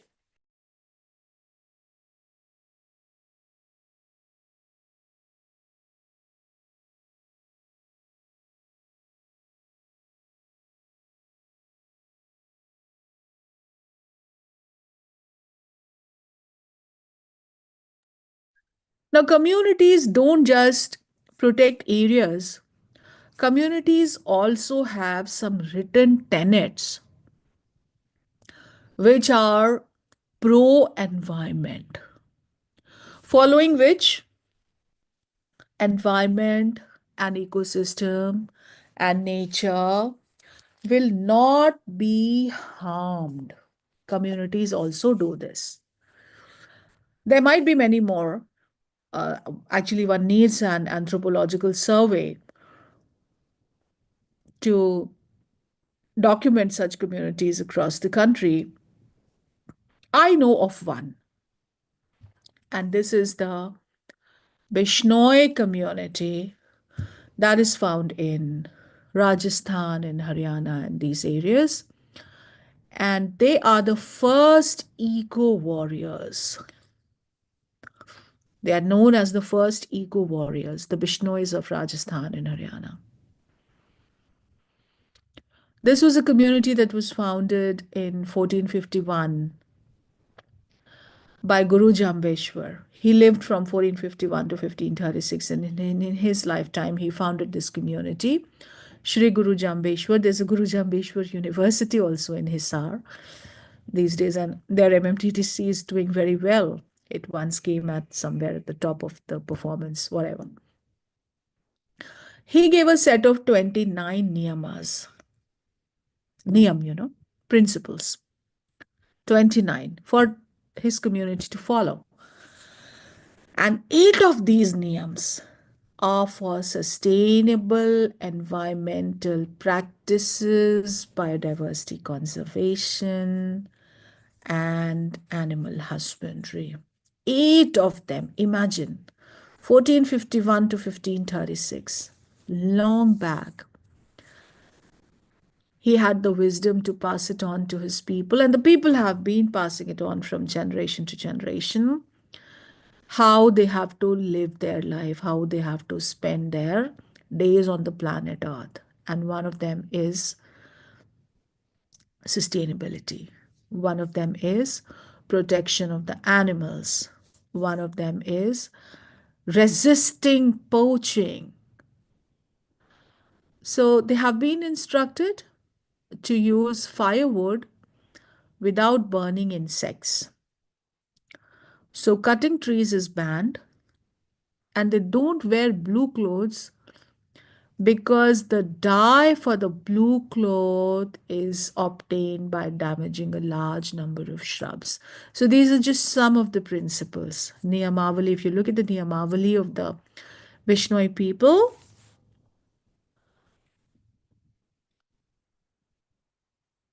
you will find that these are just a few of the principles. Don't wear blue clothes. Why? Because in order to obtain the dye for the blue clothes, you have to damage a lot of shrubs. Amazing. Don't cut trees for your fuel wood, for your firewood. You can lop a little, or you can collect headloads from fallen wood, but you cannot cut the trees. And you cannot kill, you cannot burn wood by burning insects. So, this is the same community which has valued the black buck, the Kala Hiran. And it became a very famous case. Salman Khan was jailed and there was a case against him. He was, it was alleged that they shot black bucks. Salman Khan and his friends, when they were shooting for some movie in the areas of Rajasthan, they poached black bucks. Now, black buck, according to Wildlife Protection Act, is a Schedule 1 species. The black bucks are protected by the Bishnoi people. So much so that the Bishnoi women, if they find that a black buck fawn has lost his mother and he's not able to suckle upon his mother, he might die, the Bishnoi women allow the black buck fawn to suckle upon their own breasts, like their own babies. And I have myself seen videos of Bishnoi women making rotis by one hand and sticking out a feeder bottle of milk by the other hand to a black buck fawn. So black buck is not exactly a deer. In Hindi, we do call it Kala Hiran. It's an antelope. It's different from the deer in the sense that antelope horn is not shed, and deer antler is shed every year. So antelope horns are not shed and blackbuck horns are not shed. So blackbucks are called antelopes basically. Blackbucks and chinkaras and gazelles. They are an endangered species. Once upon a time, they were extant in our regions, here where I live, extant in my region. But owing to poaching and habitat destruction, the population has dwindled. However, the example of communities like Bishnois is very, very encouraging because owing to people like them, we get support in conserving endangered species and in conserving the natural heritage and conserving the wildlife. Finally, my friends, I come to the last slide of my presentation, which actually in itself needs a lot more. It's a science in itself, I should say. The Sattvic diet and the Mitahara is very much aligned to the concept of green diet and sustainability. So, sustainability, as you know, is all about reduce and reuse and recycle. I just spoke to you about the 3 R's: reduce, reuse, recycle. Mitahara is very, very directly denoting at reduce, eat less, put less pressure on the earth's resources for food production. Population is growing. Consumption patterns have burgeoned. Now, Mitahara is one thing which,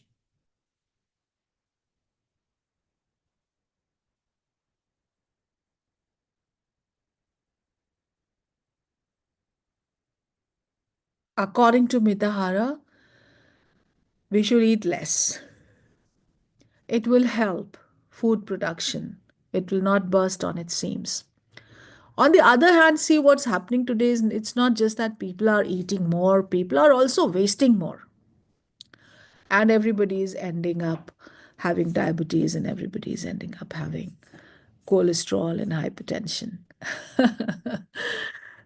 Mitahara can solve a lot of these problems just by the act of eating less. So, like, Jain people, they don't eat after sunset, which means there's a long span of time when they just don't eat.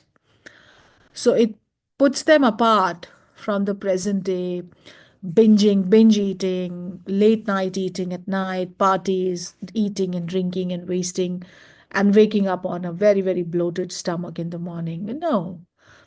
If you believe in the Jain Dharma, and which is also a part of the Indian knowledge system, you will not eat after a sunset, and that's how you will eat just for half the day, and you'll be eating very less. So, Sattvic diet regimen again is about pure, essential, natural, vital, clean, conscious, true, honest, and wise food choices,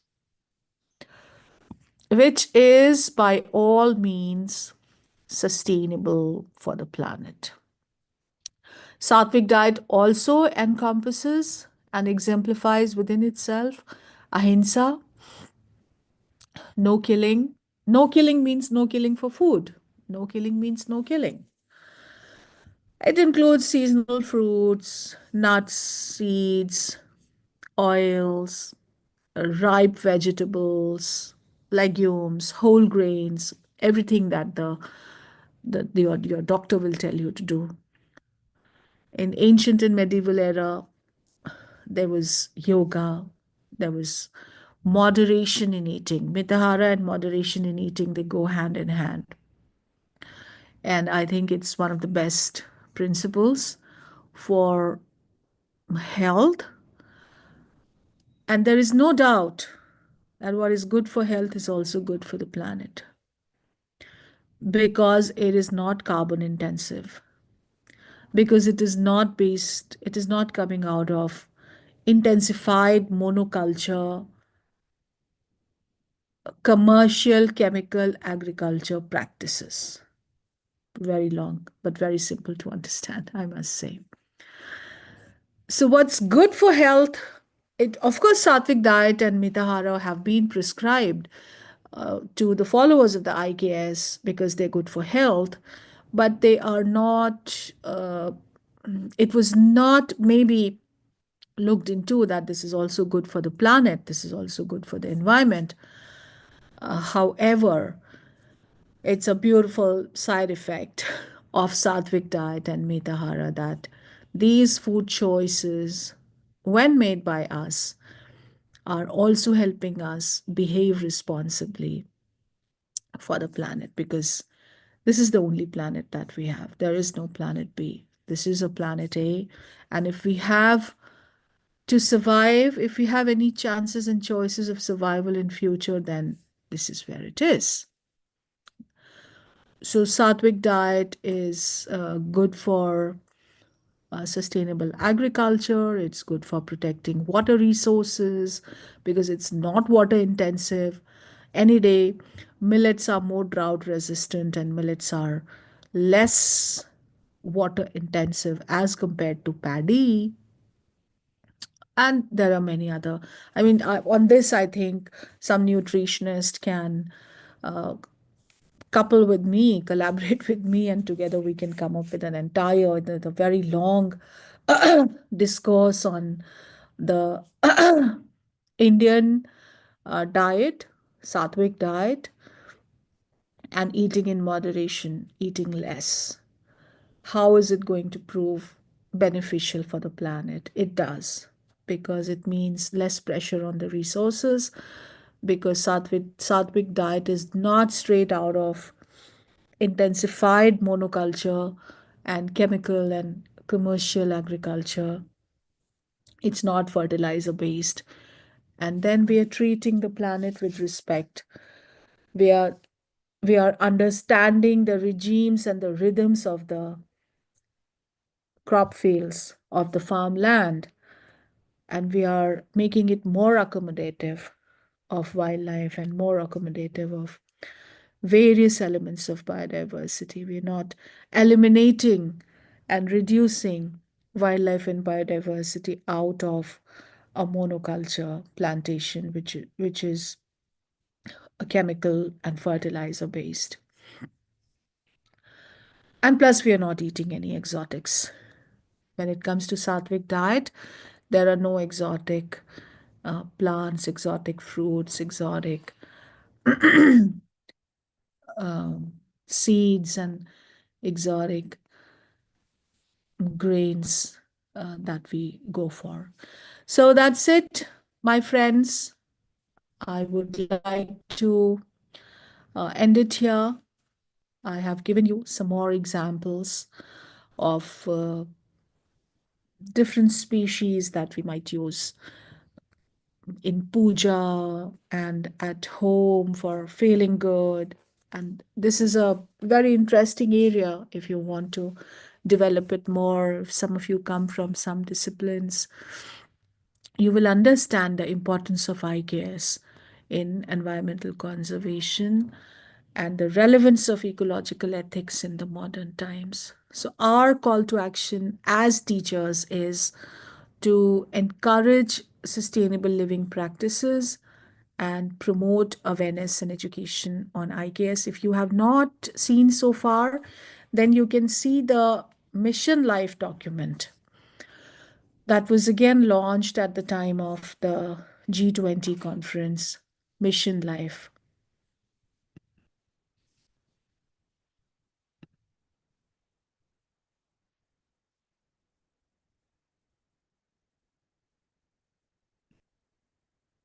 And that way, you will also come across some steps that you can take in your own private life for ensuring behavior at your part and behavior at the part of those who you influence, those whom you teach, in order to leave a planet that can be inherited by our successors in the way we had inherited it from our successors.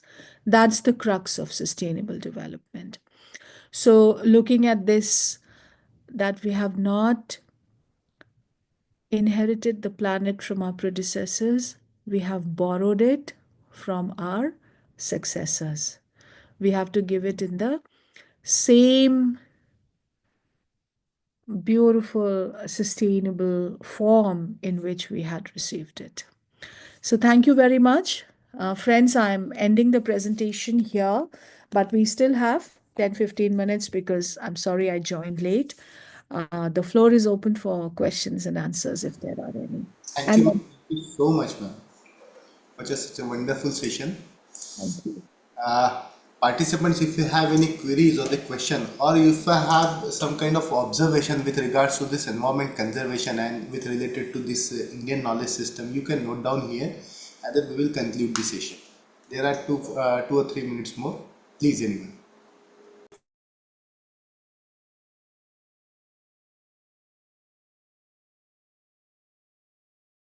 And there is a one not a question, some comment from the YouTube that in the ancient history, like Mahabharata and the Ramayana, uh,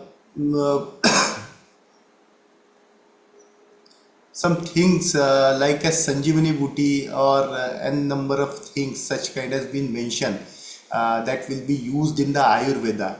Is it that such kind of technology or the such kind of medical science will be there in the ancient history?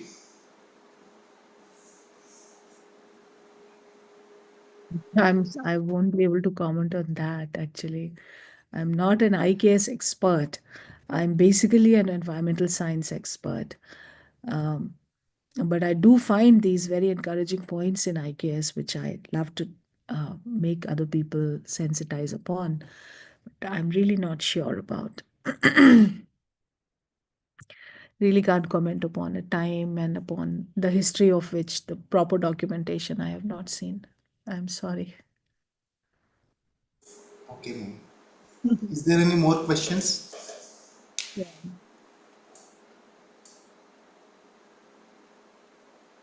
One other comment from the YouTube, ma'am, Mhm. that is in the in the recent trade of globalization. Mhm. We are always talking about the environment conservation, water conservation, soil conservation.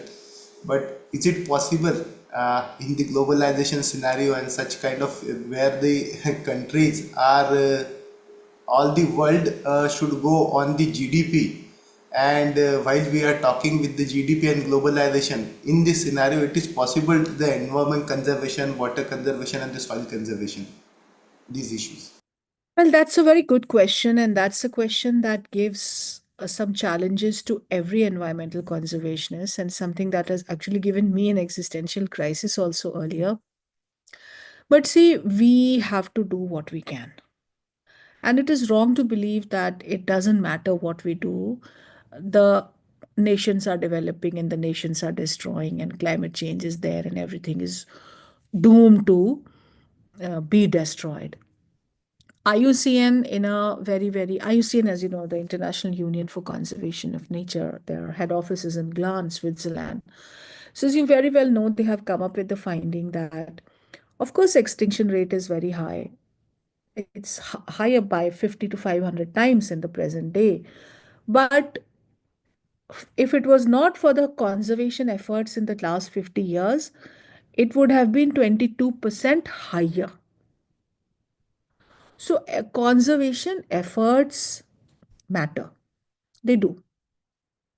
Sometimes we fail, sometimes we succeed, but because sometimes we have failed, it doesn't mean we will not try. I gave you a very successful story of the Arabian oryx. We also have a very successful story of the Wildlife Protection Act that has saved so much of wildlife of our country. So, what we have doesn't mean we will not try to protect what we have, and we will not try to continue to fight for conservation.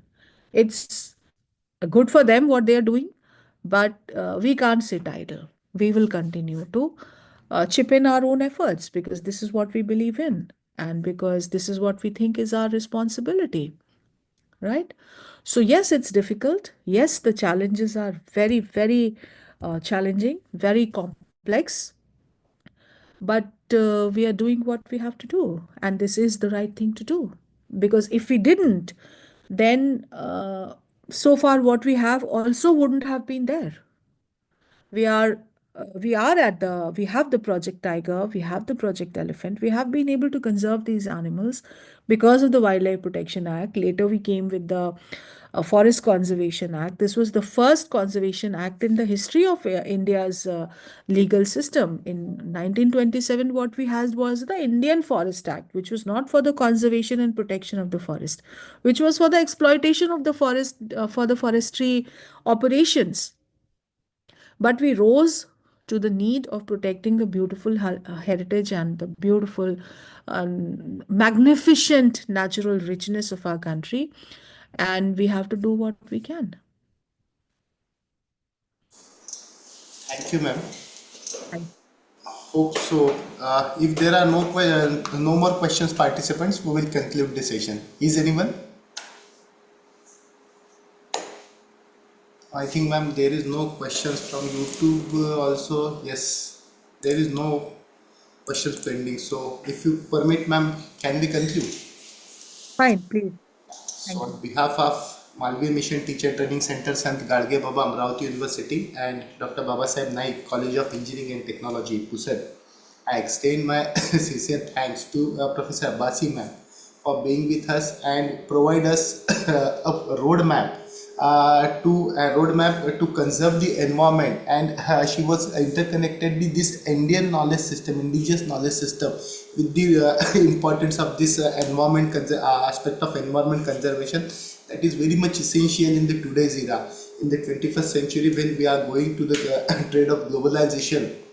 It is equally important to protect our earth, our mother. So, ma'am, we are really thankful to you. In spite of a busy schedule, you have shared your precious time and thought-provoking session. This one, we are once again extend our sincere gratitude and thanks to you. And with the kind consent of Professor Abbasi, ma'am, I would like to declare that this session will be over here. Thank you, ma'am. Thank you so much.